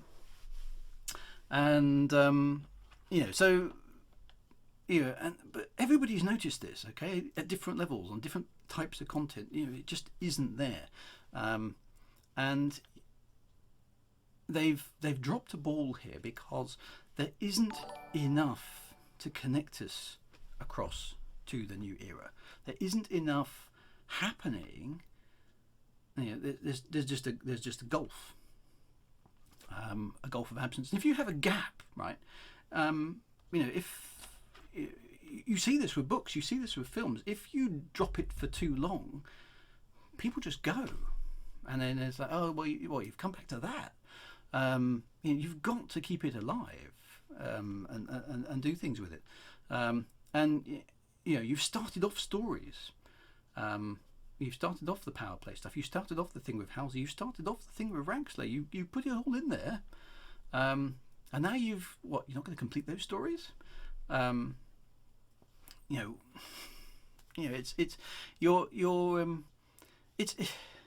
It's not being disrespectful is too strong a word. That's not what they're doing, but they are undervaluing their narrative. They are undervaluing their lore, and they're again, disrespecting is too strong a word, but they're isolating, maybe that's the right word, isolating a lot of their most dedicated players, okay, their most dedicated core fan base, right, by not investing in the short to medium term nature of the game. Now, I hope with absolute 100% sincerity, and I'm really fingers crossed, legs crossed, appendages crossed, whatever, that the new era is going to be absolutely spectacular. It needs to be, right? But you could still invest and keep the galaxy alive. Okay, tickle things along if necessary. Have a few kind of fluffy stories which kind of, oh, well, look at that happened over there. It's not difficult to put in beacons and things into the game on a regular basis, which will give people very small quests to check out and just keep things alive, right? And keep things moving along, keep the galaxy feeling like it's a place. What happened to the power play characters? They've gone. Okay, what happened to the Inra and the Aegis stuff? They're gone, right? Nothing's happening. It's like these organisations just fell off the face of the planet or the universe. The Pilots Federation, probably the most powerful organisation in the entire elite universe, is apparently doing nothing. So that's one thing. Then there's all the players, right? Then there's all the players who build their own lore off the back of the narrative that is thing. So you've got loads of player groups across the gamut of Elite Dangerous who will base their activities off things that are happening in there. You've got player groups who are named after power play characters. Okay, you have player groups who are named after particular systems and will work the BGS in order to do that sort of thing. And you've got some that take it very seriously and some that do some lighter things, like the Hutton Truckers are delivering mugs to the entire galaxy, which I think is very silly, but I think it's quite cool. In the same day, it's not the sort of thing I want in my own personal Elite Dangerous lore, but I see why it's fun. It's a community thing, right? For the mug, absolutely. It's an elite institution for the mug. It's been around since the really early days of Elite Dangerous, and so it is. I know Bograt is a Hutton Trucker, so good for you for the mug, absolutely. So and the Thargoids, right? Okay, Elite's number one most feared enemy, and there was loads of talk right at the beginning. Okay. And David Braben was on the stream saying winter is coming. Okay. And there was a big deal about the Thargoids being not just your cannon fodder to soak up your bullets, right? They were going to be a weird and slightly unusual alien race that you were going to have to figure out how to interact with, and things that you did would have repercussions. Okay. Did any of that happen? Okay. They turn up, they destroy space stations or damage space stations off camera. Okay, so it's okay for the Thargoids to be off camera, but it's not okay for our fluff to be off camera. And they do it on Thursdays, which always makes me chuckle because I just can't get the Red Dwarf thing out of my head. I never get the hang of Thursday. Or is that Hitchhikers? It's one of those, isn't it? And the Thargoids did the thing. They almost got all the way to Sol, right? And then they went away again. And then they've turned up in the Witchhead Nebula doing stuff, right? Okay, which is okay. It gives you a place to go and find them. But where's the tension? Where's the story? Where's the emotion? Oh my God, we're actually in trouble. These guys are kicking our asses across certain sectors of space. It's not good storytelling. Storytelling needs a crisis. It needs what they call denouements, which is basically pacing point where you ramp it up and then you phase it down. You ramp it up and then you ramp it up. Oh my God, there's a crisis, and then you resolve the crisis and you move on to the next. That's storytelling. Okay, it's classic storytelling, but there's things. Now I'm sure there's all sorts of technical limitations to Elite, right? And there definitely are. I mean, it's been evidenced by the fact Thargoid Thursday, right? And the server tick happens once a week and all those kind of things. There are obviously limitations, and I'm not a game developer, so I can't really comment on that. You can build up mysteries and you can build up tension for those players who like that sort of thing in the kind of game. And Galnet is one way of doing that, and it's a desperately important thing. When you have got a legacy of content that goes back all those years, mine it, for goodness sakes. If you look through the mission journal logs for the game before Elite Dangerous, the one I just had on the screen down here, that is a novel's worth of stuff in there as well. There's all sorts of weird and wonderful stuff in there. We had the whole Jax and the Colonia thing.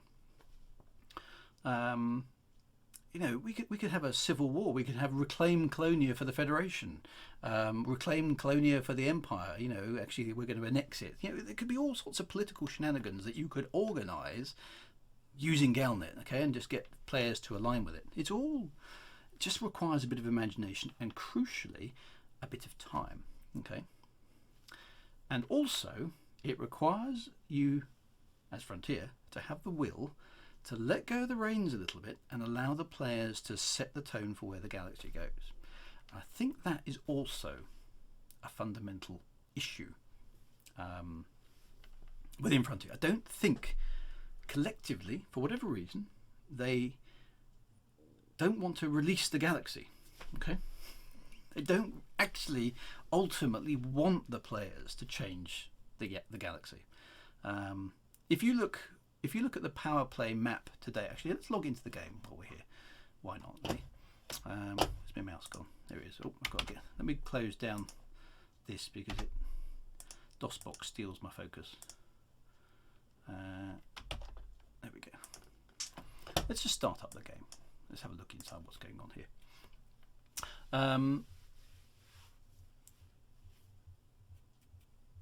While I wait for that to start, hopefully my PC will play business. So you know that stuff is happening, right? Now, there's the other. While that's loading, there's another point to make. There's the piece about MMOs in general. I've had people come to me on Reddit and on Frontier forums and in Facebook and in email saying, Drew, you're flogging a dead horse because MMOs do not have story.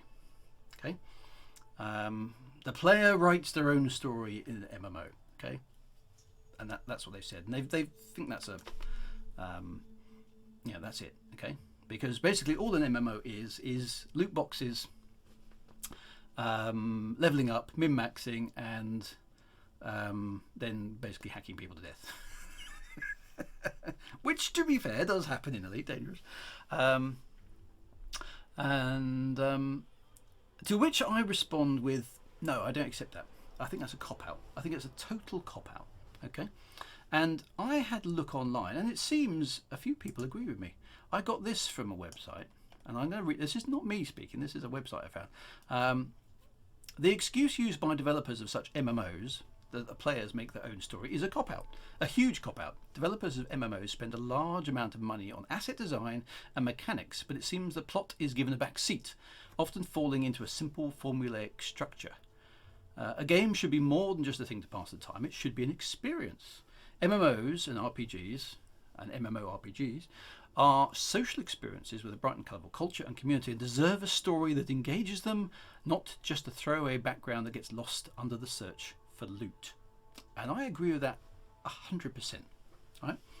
And some of the best MMO, I'm not a big gamer, but I have played some of them. Okay, Guild Wars, right? Great story. Elder Scrolls Online, great story. Star Wars: The Old Republic, great story. EVE Online, not quite a story, but certainly player-driven stuff, right? That people got involved on and lore played, right? All MMOs all had story, right? And certainly had lots and lots of background lore. I'll stick it. Here's the quote. I've got the website. I'll stick it in the chat. Okay, there we go. That's where I got those quotes from, and I agree with those 100%.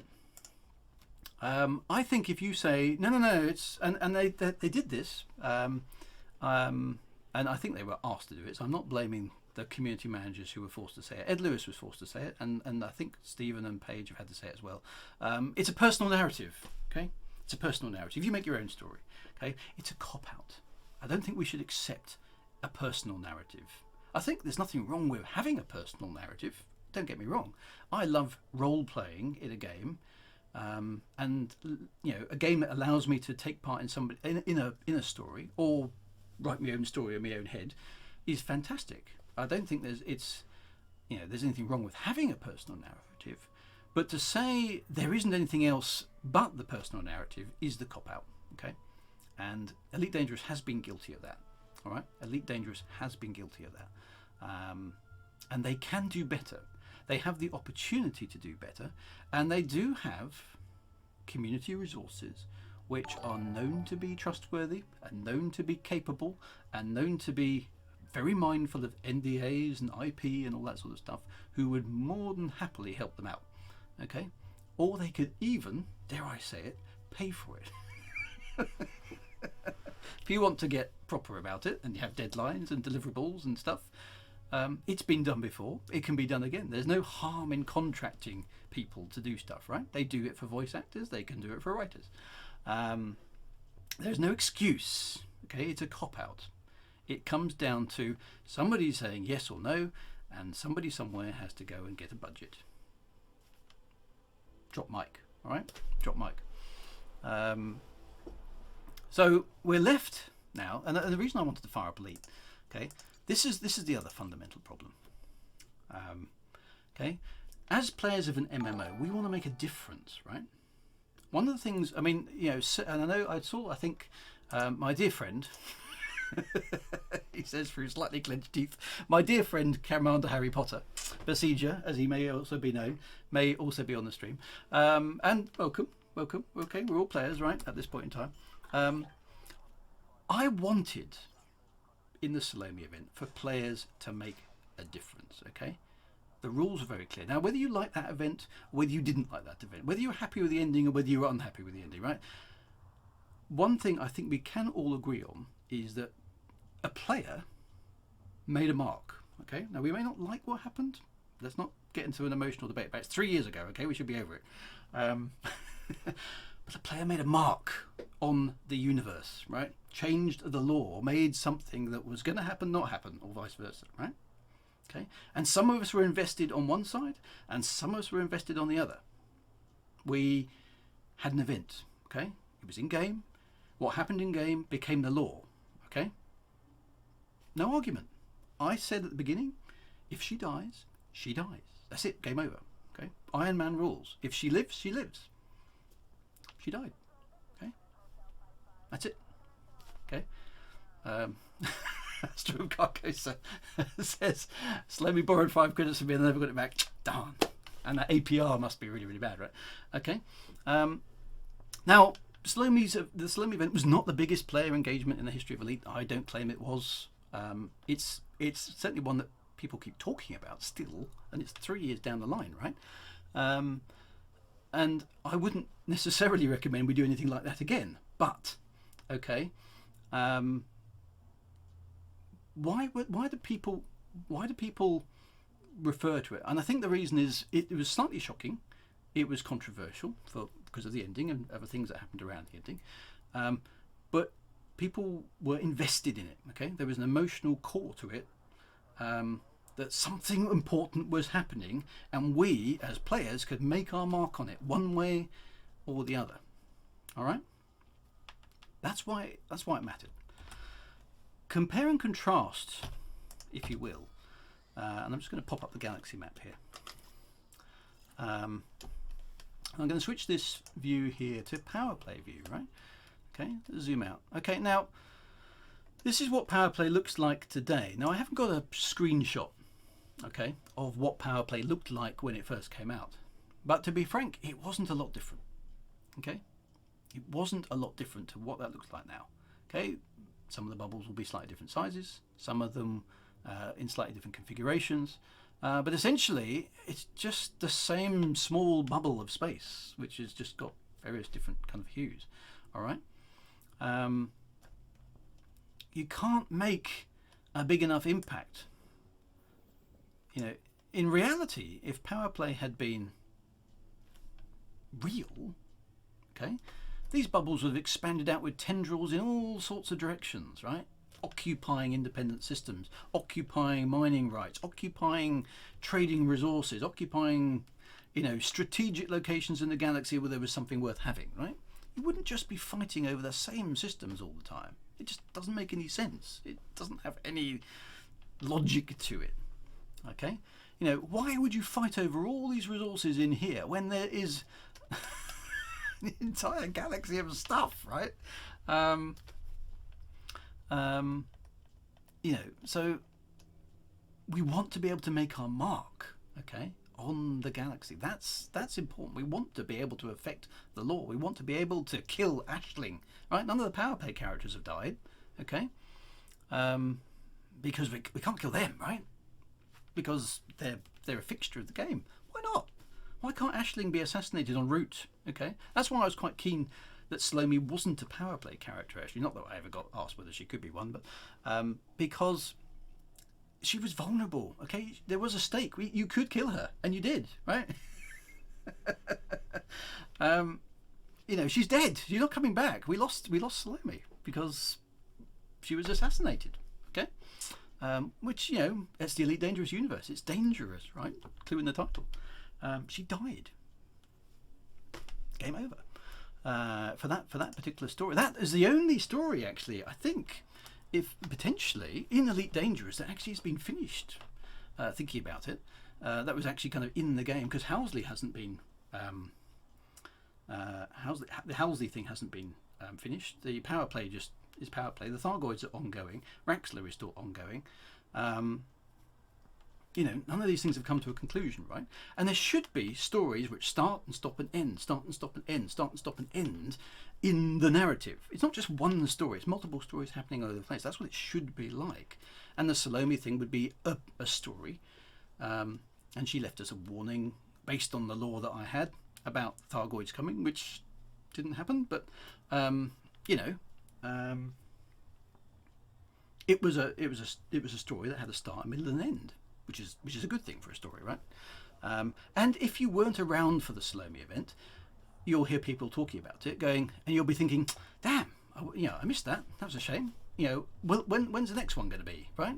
And it shouldn't just be the Salome event. And I'm not trying to blow my own trumpet here because I was involved in that one. There should be loads of those sort of things. We had, how many writers did we have? How many official books were there? 1, 2, 3, 4, 5. They were all the independent writers. They were all good enough to write a Salome-esque event into Elite Dangerous. And what did we need from Frontier to set up the Salome event? We needed a handful of logs in one of the systems that got revealed at a certain point in time. Okay, the dev effort for the Salome event was virtually zero. Certainly what I asked for from Frontier in order to do it, virtually zero. Okay, just some logs.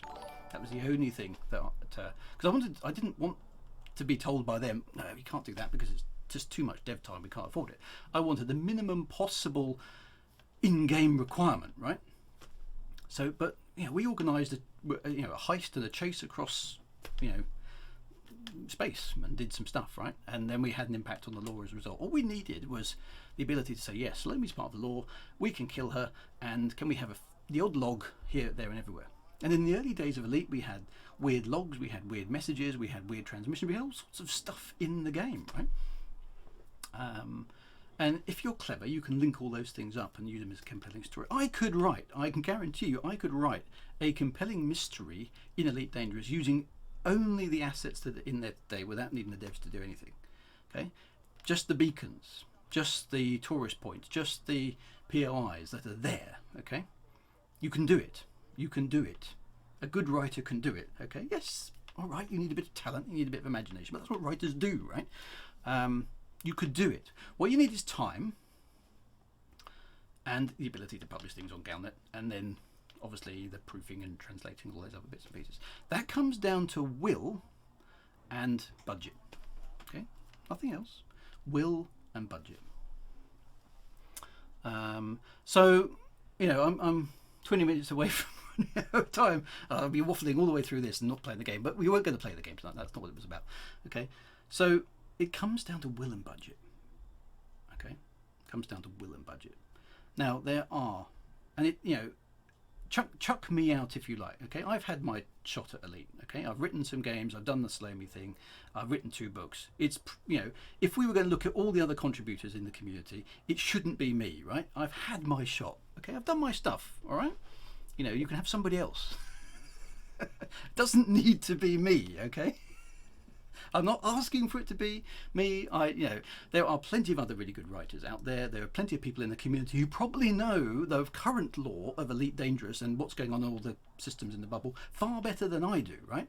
I may not even be, on the top 10 list of people you would choose to do this right now, but there are people in the community who could do it and would do it at an excellent level of quality, and at a for Frontier, a price range which is to them just a Galnet, whatever, cheap change. Okay, could be done. It is a will to do it, and if they don't, Elite will carry on. I mean, some of the things I've said online, I was probably a bit. I may be on the top 10 list, but I'm probably on the assassination list. For God's sake, kill that girl! It's a will to do it. Okay, why Frontier doesn't love its lore and go, we should exploit the hell out of that and make it awesome? Okay, I don't get that. I really don't get that. Every time we do something cool in the game as players, okay. So let's put Salome in there. Okay, let's put Distant Worlds 1 and 2 in there. Let's put the Lu or the Luff, however you pronounce it, war that was the first big community event. Long before Salome, the Lu war set the precedent, actually, which I used as a inspiration. That one, right? Even the Knossos incident, which didn't quite go to plan, but still is remembered for the good stuff, right? Okay, it was unexpected, and there was a wacky Thargoid invasion, and we found out about it on Galnet before it actually happened. Some stuff went wrong, but it still had elements of cool, right? In it. Okay, all of those things. Those are the things that the players remember. That the wider expanse of players who care about the game and will be Frontier's ambassadors for the game, just generally. Out on the forums and out on the internet and out on Reddit and out on Facebook and out on YouTube and out on Twitch, they're your ambassadors, right? And those events are the ones that get into the press, okay?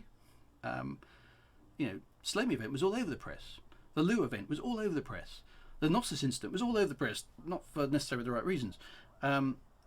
Distant Worlds 1 and 2, they were all over the gaming press, right? These are things that bring the profile of Elite up to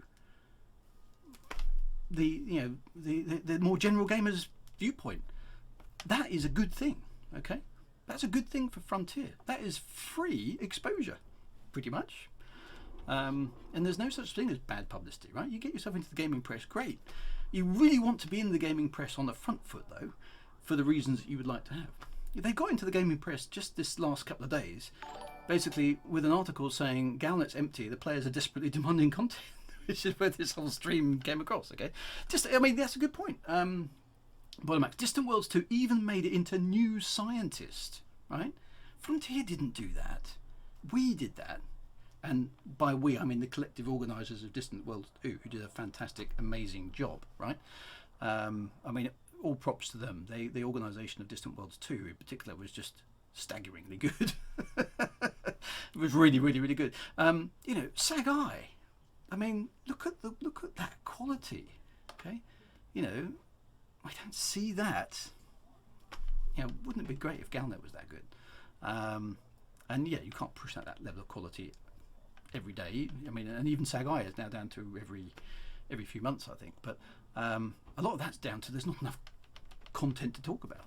When your streamers and when your Twitch things are not being able to talk about the content because there isn't enough of it, you've under budgeted something very badly. You've got to keep the current premise going while you're building the new thing, okay? Because we're not in a gap, okay? When there was no Elite Dangerous, and when there was, we had long gaps since 1995 and the last game. Okay, it's okay to have a gap then because you're not doing anything, right? But you have a current game. This clock, look, up here, is ticking. Time is it's 21:43 in-game time in the year 3306. What is happening in the universe in the year 3306? Zip. That's not acceptable. It's just not. You have this massive back catalogue of cool stuff that's happened in your history of the game, and it's like, yeah, whatever. So I don't know. So my summary is, I think Frontier need to let go of this almost stranglehold they have on the galaxy. They need to seriously consider thinking about expanding this right. And this is just me talking off the top of my head. Would they take any notice of this whatsoever? But they have the cash to do this. Clearly, okay. They are investing a lot of time and effort into the new era. Now, the existing game is great. I can't argue with the quality of the graphics, the sound. Yes, there's bugs. We know about the bugs, but they're, let's be honest, they're not as bad as some people make them out. But the dearth of ambience in the game is a problem. Okay, it is a problem, and they're getting feedback all over the shop about it. People are not. They want to live in a universe. Okay, and this is big escapism for many of us, right? They want to live in a universe where something's going on. We don't necessarily have to be part of it. We might like to be able to interact with it wherever possible, but we need to have a sense that we're not just playing in a Daddy Hoggies called it a beautiful box with nothing inside it. It is. It's this. It's like you've set up the stage. You've set up all the actors. You've set up all the props, and nobody's written a script for the show. Everyone's just standing around going, "What do we do in the show?" It's just, And when you've got this amazing archive, I'll quit out of it again because that's the only thing I want to show you in the game tonight. I've got it here because I've kept lots of things in my Elite Dangerous catalogue, right? And my Elite catalogue over the years. In here I have the books. Elite Dangerous. There we go. Hang on, let me find the right file. Research. Original FFE journals, right? Okay, so look, this here. Some of you will have seen this, some of you won't. Let me just make sure you can still read the chat. Sorry, this is a Word document which I've downloaded. This is the original. This is all the logs, if you like. This is all the journals. This is all the text content from Frontier First Encounters, the game that is the prequel to Elite Dangerous. Look at the content in here. Okay, there's Thargoids, there's aliens, there's INRA, there's conflicts here, there's all sorts of, there's a slave revolt, there is a colony ship found, all those sort of stuff, and all this stuff has been featured to an extent in Elite Dangerous, right? But you've got loads more you can mine out of here. Look how long this document is. 129,000 words. That's a massive novel length bit of content that you could exploit. I mean, even if you were being really, really cynical, maybe just refresh some of these articles and sap them back into Galnet, for God's sake. They've already been proofed once before. You could do cheap ways of upping the content. So there's loads and loads of stuff in here.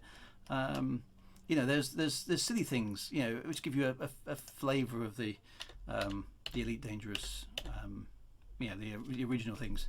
There's the Feds versus the Empire and so on and so forth. And it's just content after content after content after content after content. There's loads of stuff that's happened in the past of the lore. There's loads of stuff about the Thargoids here and stuff like that. There's loads of stuff, right?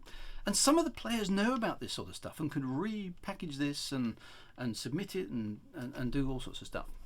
So this is why I think when we get, and going back to our, when we get back, where was Stephen's response? And this is not a dig at Stephen Benedetti. Steve Benedetti, Mr. Benedetti. I got his first name right. That's not good, is it? Where did he say? Page 9, I think it was. Is it 9? I've lost it. Somebody will. I thought it was at the top of page 9 or 10. I don't know. Lost it. Somewhere in there was actually Stephen. This is Stephen Benedetti, isn't it? Somewhere in here is the... Oh, no, so that's obviously happened. I'm just going to try and find it, because it's important we read what was said, right? There we go. Right. So, greetings, commands. We would like to thank everyone who's taken the time to voice their concerns and feedback around the reduction of Galnet. Because that's fine. Okay, keep it pleasant. There we go. As well as sharing with us suggestions on ways that we could utilise existing community groups and content to reintroduce them. So, acknowledge that the community is out there. Thank you very much. That's all good as well. We wanted to expand a little more on the details of what led to the decision. So, this is the decision back in August last year, right? So, why do we, we're not talking about now, we're talking about what happened in August. While the previous narratives were told through Galnet articles gave an insight into what life was like in the 3300s, they also gave players an expectation these stories were unfolding in game. Well, they were, okay? Suspension of disbelief, right? Yeah, we all know it's made up. We all know it's a game. We all know it's not real.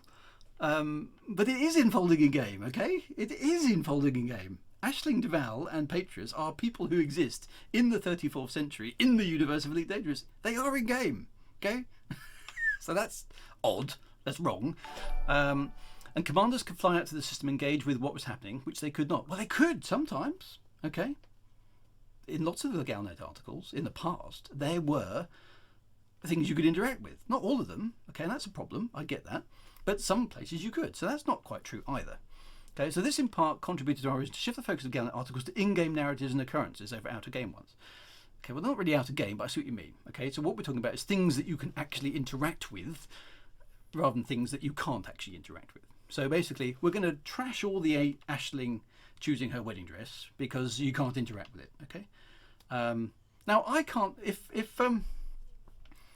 in the UK, we have a bit of an obsession with the royal family. Now, they get reported on the BBC News. I can't interact with them. I mean, look, I'll just fire up the BBC News article, right? Okay, this is a snapshot of now in the UK, right? Gracie Milan's mum tells killer she died terrified, right? Police probe whether racist German killer had help. Somebody refers herself to watchdog. There's an arrest in London and accessible first floor property sales for a bit. I can't interact with any of those, right? I don't know these people. Even if I look on the tech page, okay, well, is there anything interesting here? Well, the cyber attack hits US Department of Defense. Well, I can't interact with that.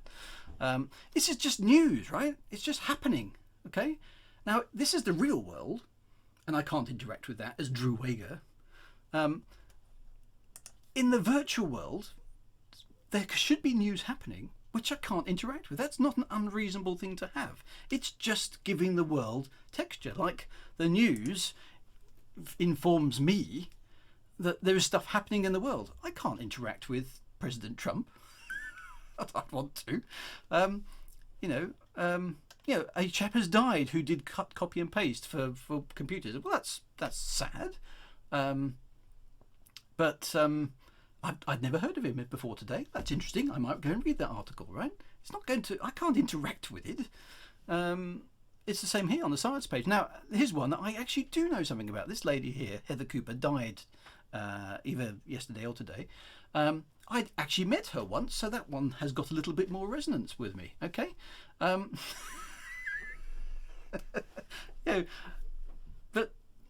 it's the world, right? That's what's happening in the world now. Okay, so I don't get this in-game narratives and occurrences. They're all in-game, okay?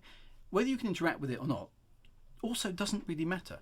Now, if you have players who who just want to filter Galnet down to the stuff that I can interact with, right, then by all means put a filter on, yeah? Otherwise, that reads to me a bit like, no, we're downsizing the writing, and this is the way we're rationalising it. Why not just say we're downsizing the writing? Okay, maybe they can't. Okay, maybe they don't want to be. They want to say things. They have to put a positive spin on things, but it doesn't really give you a great deal of confidence that actually there's a genuine logical argument behind this. However, we also want to mention that the narrative writing team are not solely responsible for writing Galnet articles. Okay. Well, they're presumably responsible for the top 1% of liners, and I'm going to boil your ass. And have I done my wedding vows yet? They're responsible for those things.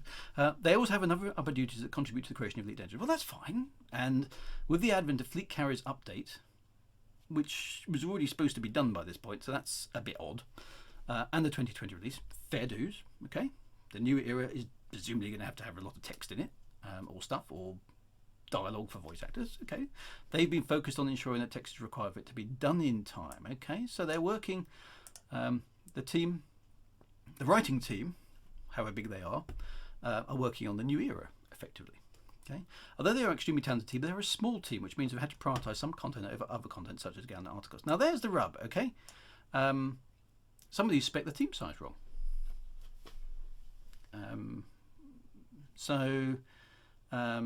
You know, I'm not privy to their headcount, but I do know that they've got plenty of cash, and you can get contractors in like that if somebody signs off the budget. Okay, I've run high-level departments in big organisations.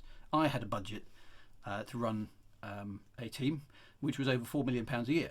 Okay, I had to run that with a headcount, and if I needed to deliver something which I thought was important, I could sign off a few £100,000 without any problem at all. I've done that. I've been there.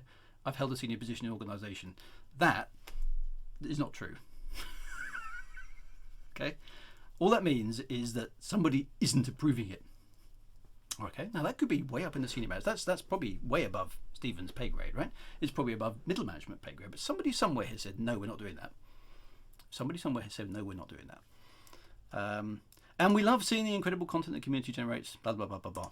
Okay, bit of flattery, that's good.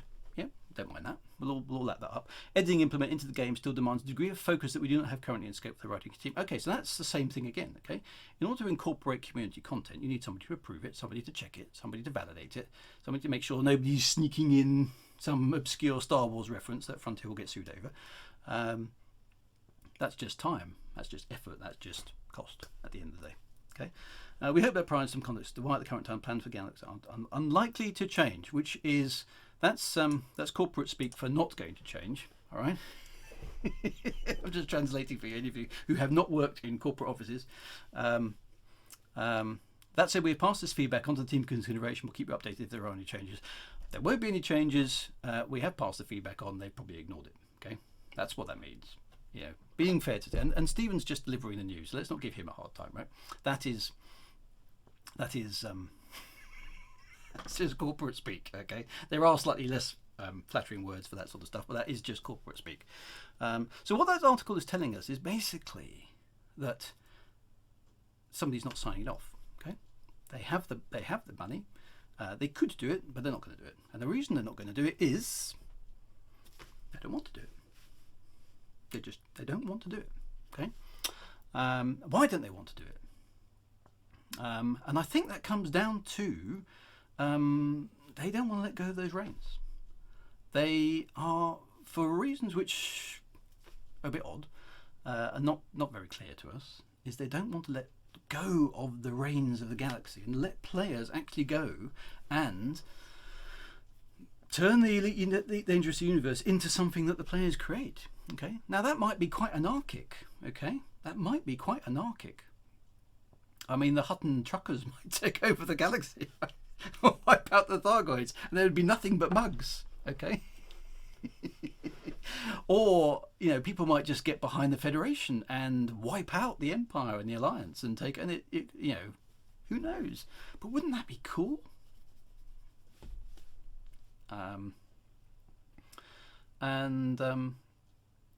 So the reason this response rankles with the community is because it is again a flat no. Now, Frontier are entitled to do that. It's their game. They're in charge of it. They're building it. They're making it. They're curating it. So on one hand, I can say that's a crappy decision. On the other hand, Frontier can quite reasonably say, sod off, it's our game. If you want to play it, you play it. It's our game, our way. We're doing what we want to do. But when you know so much about the history of this game, the fact that they're not making the most of it, and this is the thing that you know we can give Frontier a hard time, and I'm trying to be balanced on this stream. You know, we love this game, and Frontier have created something quite beautiful and quite amazing. But when you can see the potential of what could be there and how much better it could be with not very much effort, let's be honest, not very much effort, not very much money, so much better for quite a considerable part of the player base.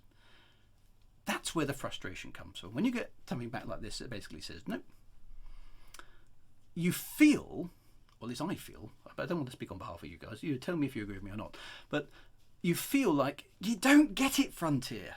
You don't get why your game is so good. You don't get why your background is so amazing. You don't get why your lore and your storytelling is just almost there, but then you've given up on it. And that's where the frustration comes from, because you then get something like this that basically says, no, we're not doing it. And you just get the impression they're not quite getting the point, that they could, with not very much of a change, make a massive impact for the good of the players, the good of themselves, in the fact that they'll get all this sudden positive kind of, oh my god, it's got this incredible thing going on in it, and then, you know, massively OP and PC game will be all over again. What's happened to Elite? It's suddenly come alive. And it's not about new ships. It's not about new graphics. It's not about new voice packs and sound effects, and as great as all those things are, and you know, new weapons and new mission types and new BGS states. It's about the ambience of the galaxy that we exist in, that the players drive their own contact against. Okay, so there we go. Have I ranted for long enough? have I made my sort of feelings plain? I've tried to be fair. I hope I have been fair. I'm not trying to diss Frontier, and I have great respect, huge respect for the community managers, because they have an impossible job, in my opinion. They have to deliver that with a straight face. I couldn't do that because I don't believe the message there, and I'd love to know if Stephen actually, hand on heart, believes that, because I think that is I couldn't. I'd have to resign. I couldn't deliver something like that and believe it. I don't think. I mean, if I'm reading what's going on behind the scenes, I just couldn't, because I just don't acknowledge it. I don't think it's true. I think there's politics inside the organisation which is stopping this. And you know, if Frontier want to do something about this, then I will happily step out of the way. It doesn't. I'm not saying, right, it's got to be me. Okay, you've got to let me do it. Forget about drewwagar, right? Forget about drewwagar. Forget about anything that I've done. Forget about my books. Forget about everything. Okay, I'm interested in the game being all it can be. Okay, you can cut me out of it entirely. You don't have to involve me in the slightest, right? Let the other writers have a go. Okay, there are loads of them. Okay, and they're all okay. They're brilliant. You know, good, bad, indifferent. You know, you guys will decide who's good, right? You know, because you'll get behind things or you won't get behind things. But for God's sake, don't let the whole legacy of Elite just fade away into the dark, because it's too good. It's too potent. It's got such cool stuff. A legacy that goes back to 84, almost as old as Star Wars. You know, do spin-offs, do new things in the game, put stuff into it, for God's sake. Just get a few people who care enough to inject some life into this amazing universe that you can see, but there's nothing behind the screen. It's like the Wizard of Oz, isn't it? You pull back the screen, it's just one guy with a lever.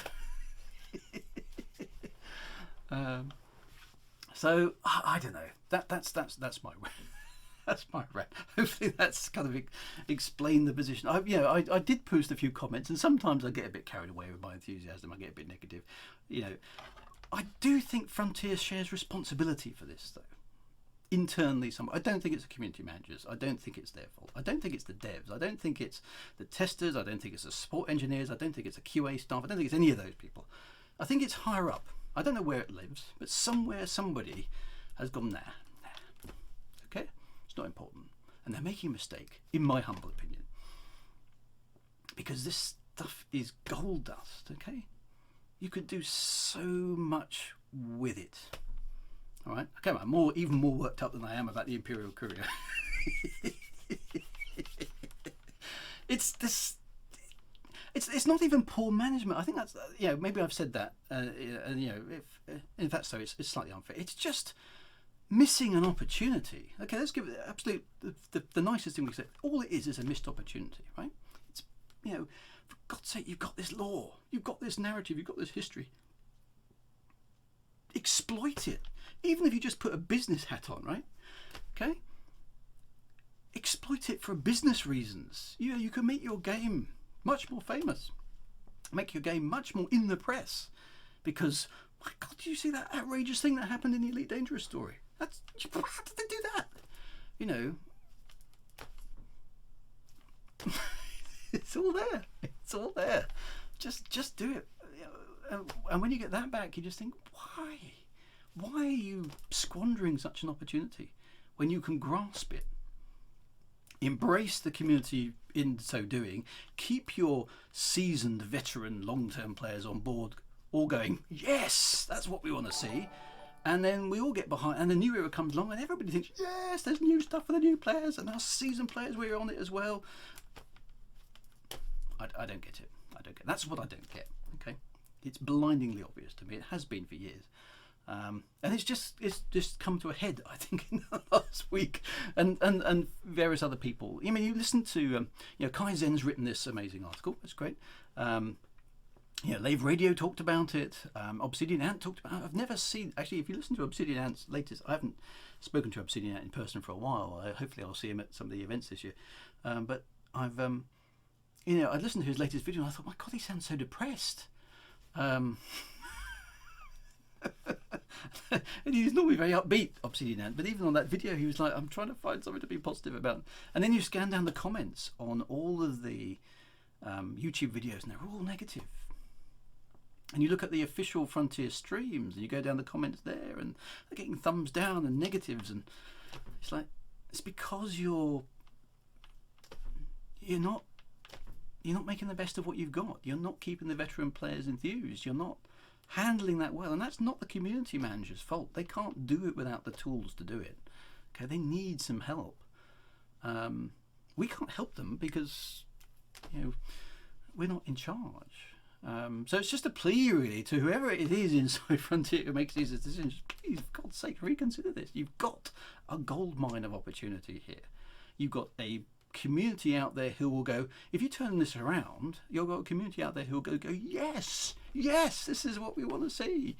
We'll all be enthusiastic about this. But when we see, this should be, this is, to me, if I was a product manager of Elite Dangerous, I don't know if they have product managers, but if I was a product manager of Elite Dangerous and saw that, when I ran a team of developers in my time, not for games, I hasten a bit, but if the UI of one of my premium products came up with a broken link here and a blank hole here, head would roll, right?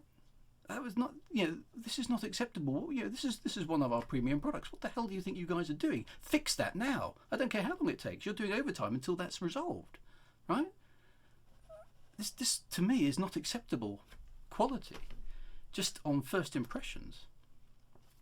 This would be a medium to high level incident on a support team. That there was a missing graphic on the front page of my product. But that's been there for days. It's like, and there are actually bugs in the game as well that we know about. So there's all that sort of stuff that is problematic, which I don't know, leaves me with a worried fear for the game. Not that it's going to die, because it's everyone always says that on the forums, and that's just patent nonsense. But the game isn't going to die. And the new era hopefully will be good, right? We've got lots of hopes for it, but I worry that it won't be good enough. And things like this do not give a good impression. So is Galnet, is a fix for Galnet coming in the new era? Maybe. Could Frontier do something about it in the interim? Yes, they could. Right? Yes, they could. Somebody needs to basically say, make it happen, and sign off the budget. Doesn't have to be me. I'm not saying it has to be me, right? I would happily help out. I'm a freelancer, right? I could make some space. No pun intended. But that's not what I'm asking for. Take me out of the equation, okay? But acknowledge there's an issue here, that you are alienating your core fans by just not giving them anything. This. I mean, maybe Galnet's part of a bigger problem as well. Just general lack of content and speed of delivery and all those kind of things that we've talked about. You've got a beautiful game. For God's sake, fill it with some interesting stories and adventure and excitement and emotion. And I've talked about the whole thing about storytelling, that you have to have a reason to care, and you have to have something at stake, and you have to have a crisis and all those sort of things. That's just storytelling 101, which I understand, and the guys who follow me on my writing stream on Mondays get and understand. But that's what writers do. Okay, we're good at that. I wouldn't expect a dev to be good at that. I wouldn't expect a QA manager to be good at that. I wouldn't expect a tester to be good at that. Writing is a skill, right? You can't just expect people to do it in their spare time. That's not going to work. Writing is a skill, okay? And it requires writers, okay? You need talented people to do it, or at least people who have that skill. If you're not going to hand it over to the players to blaze their own trail and make a mark on the universe, then you have an obligation, surely, to make the in-game story something that the players are kind of excited in being part of, and are led along little quests and things. Okay, if it's kind of hard-coded into the game, then that's okay as well. If we can't change the galaxy, then let us take part in the galaxy, right? You do quite correctly, and you do need storytellers as well. People who can go, right, let's take all that raw material and turn it into something exciting. Again, go back to the Slow Me thing. And I'm not saying do that again. I'm not saying hire me. I'm not saying any of those things. But look at the Slow Me event. Reason to care, okay? Slow Me was deliberately written by me as a character that you had divided opinions on, okay? The reason being is that some people would love her, some people would hate her, some people would be, who the hell is she? And you would argue about her motives, right? That was deliberate. She was written as a controversial character deliberately, okay? So that people would have an opinion, okay? Then I put her in jeopardy, okay? She's got to get from here to here, and the chances are she won't make it because there's going to be people on the tail all the way and they're going to try and kill her, okay? So she's in jeopardy. There is a crisis, okay? Then there's a stake, okay? She's carrying something of utmost importance. If she makes it, you get to find out what it was. If she doesn't make it, you don't get to find out what it was. There's something at stake, okay? You invest in that because you think, I can make a difference. I want to find out what she knows. And then I'm going to have to get those people who are trying to be on the opposite team to me. And there's a crisis. It's got to happen now. We've got to resolve it tonight. That's storytelling, okay? That's what you need. Not every day, but maybe every quarter, maybe every 6 months. It's not impossible to do. It's not impossible to do. But kind of needs Frontier to grab that and realise that they've got this canvas, this beautiful tapestry, this beautiful game, this beautiful environment to paint stories across and engage the players in. Yeah, so there we go. And power play characters, great. There's a little bit of stuff around power play, but most of them are just pictures. We don't know who they are. Where do they come from? What do they do? What do they care about? And now they've gone. Power play is, we're not hearing about them anymore. Galnet is dead. Okay, it's just not dynamic. It's not dynamic. So that's. Have I ranted enough now? Don't start me on anything else. that's how I see it, right? Frontier could do this. Okay. That they've chosen not to is not. It's not down to resources. It's not down to money and stuff like that. It's down to somebody going, no, we're not going to do that. And Kaizen's tried.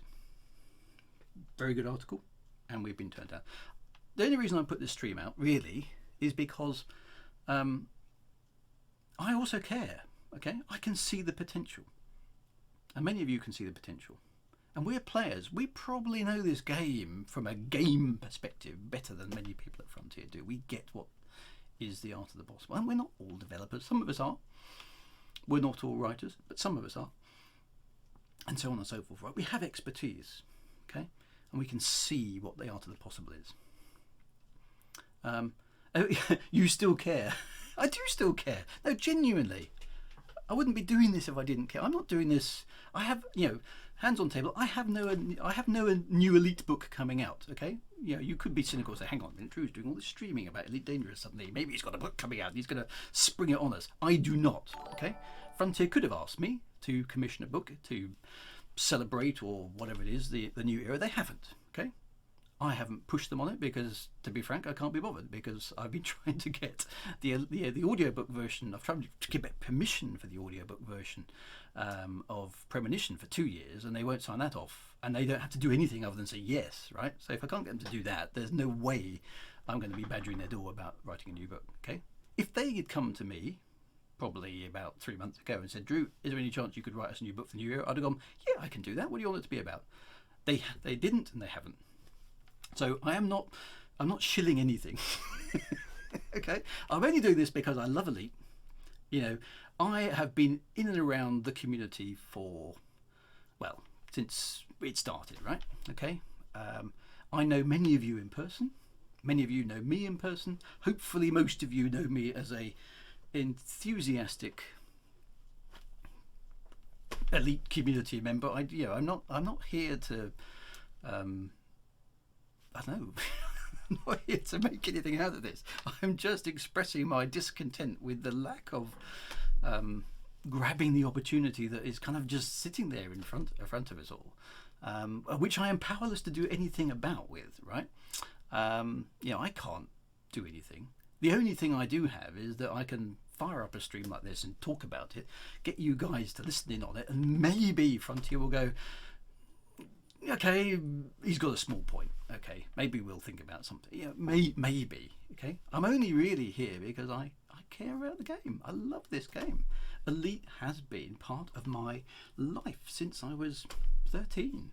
How could I not love it still? Okay, it's a spaceship game. It gives me the opportunity to fly into space and be Commander Drewwagar in a spaceship that I will never fly in real life. Right?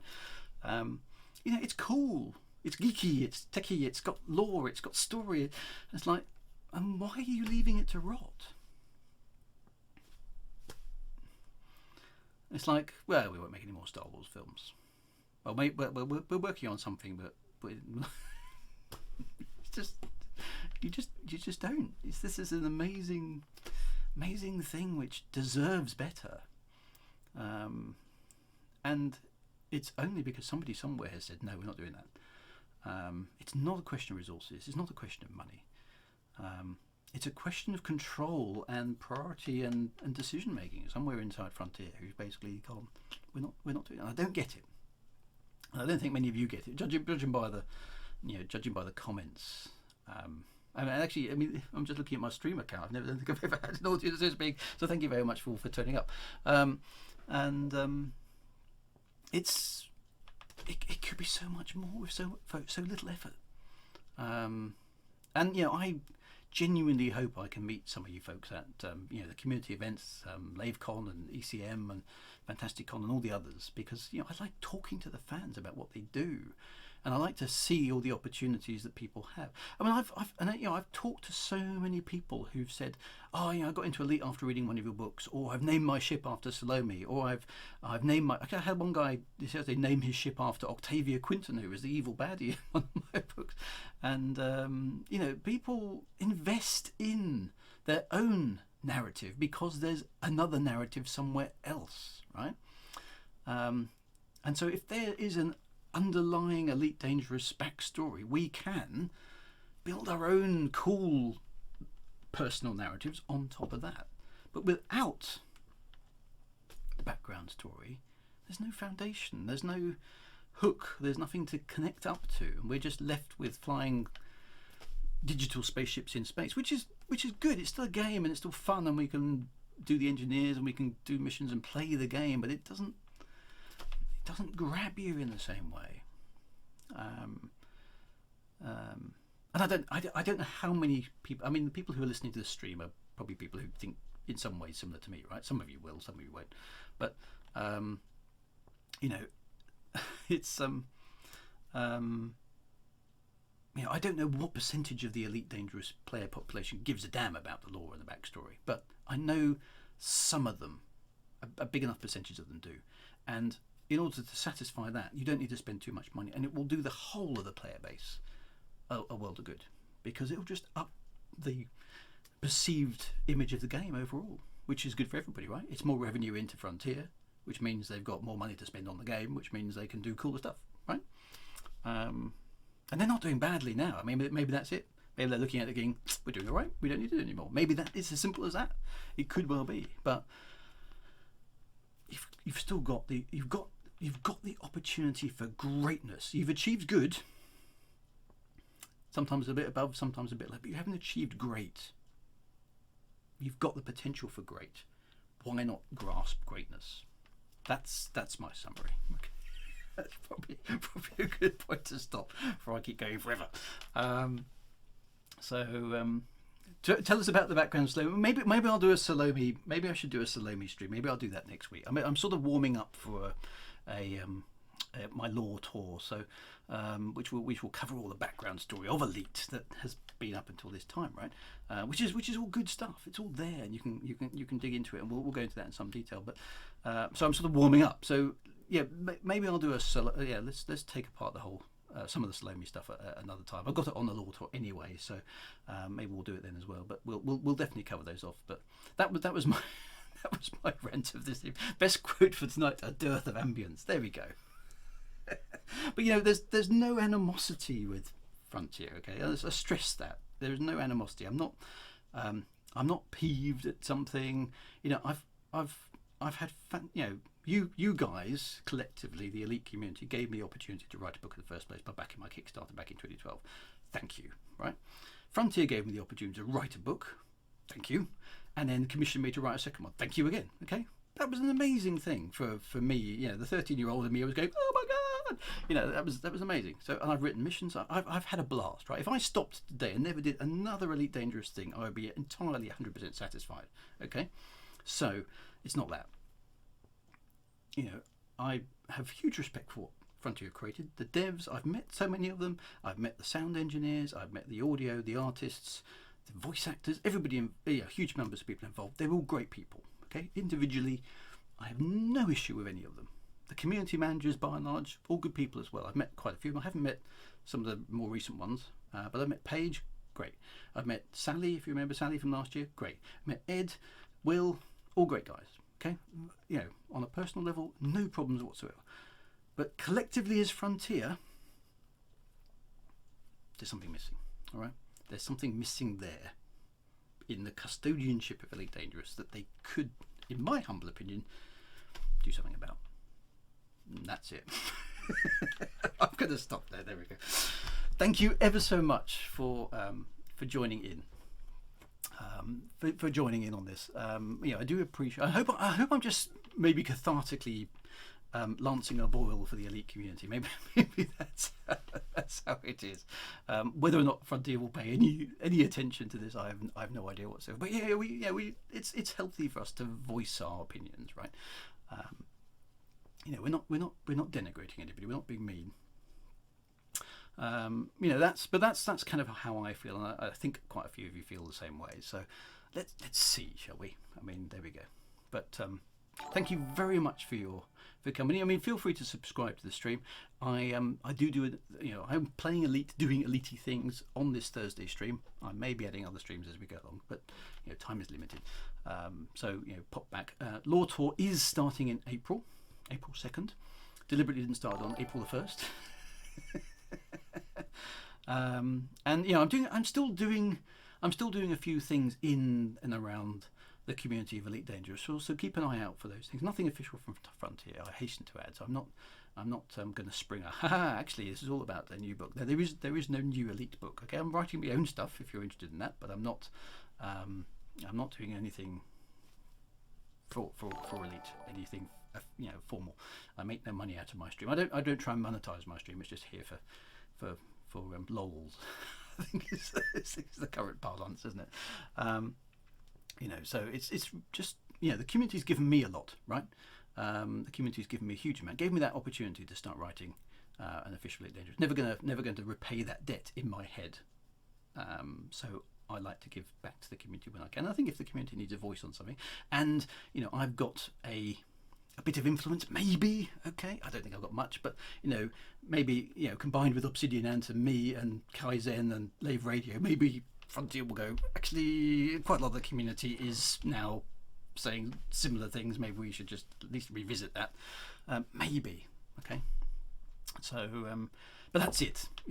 I'm not trying to sell anything or promote anything. I'm just a fan, just a player of Elite. That's all I am. So there we go. So anyway, feel free to come back.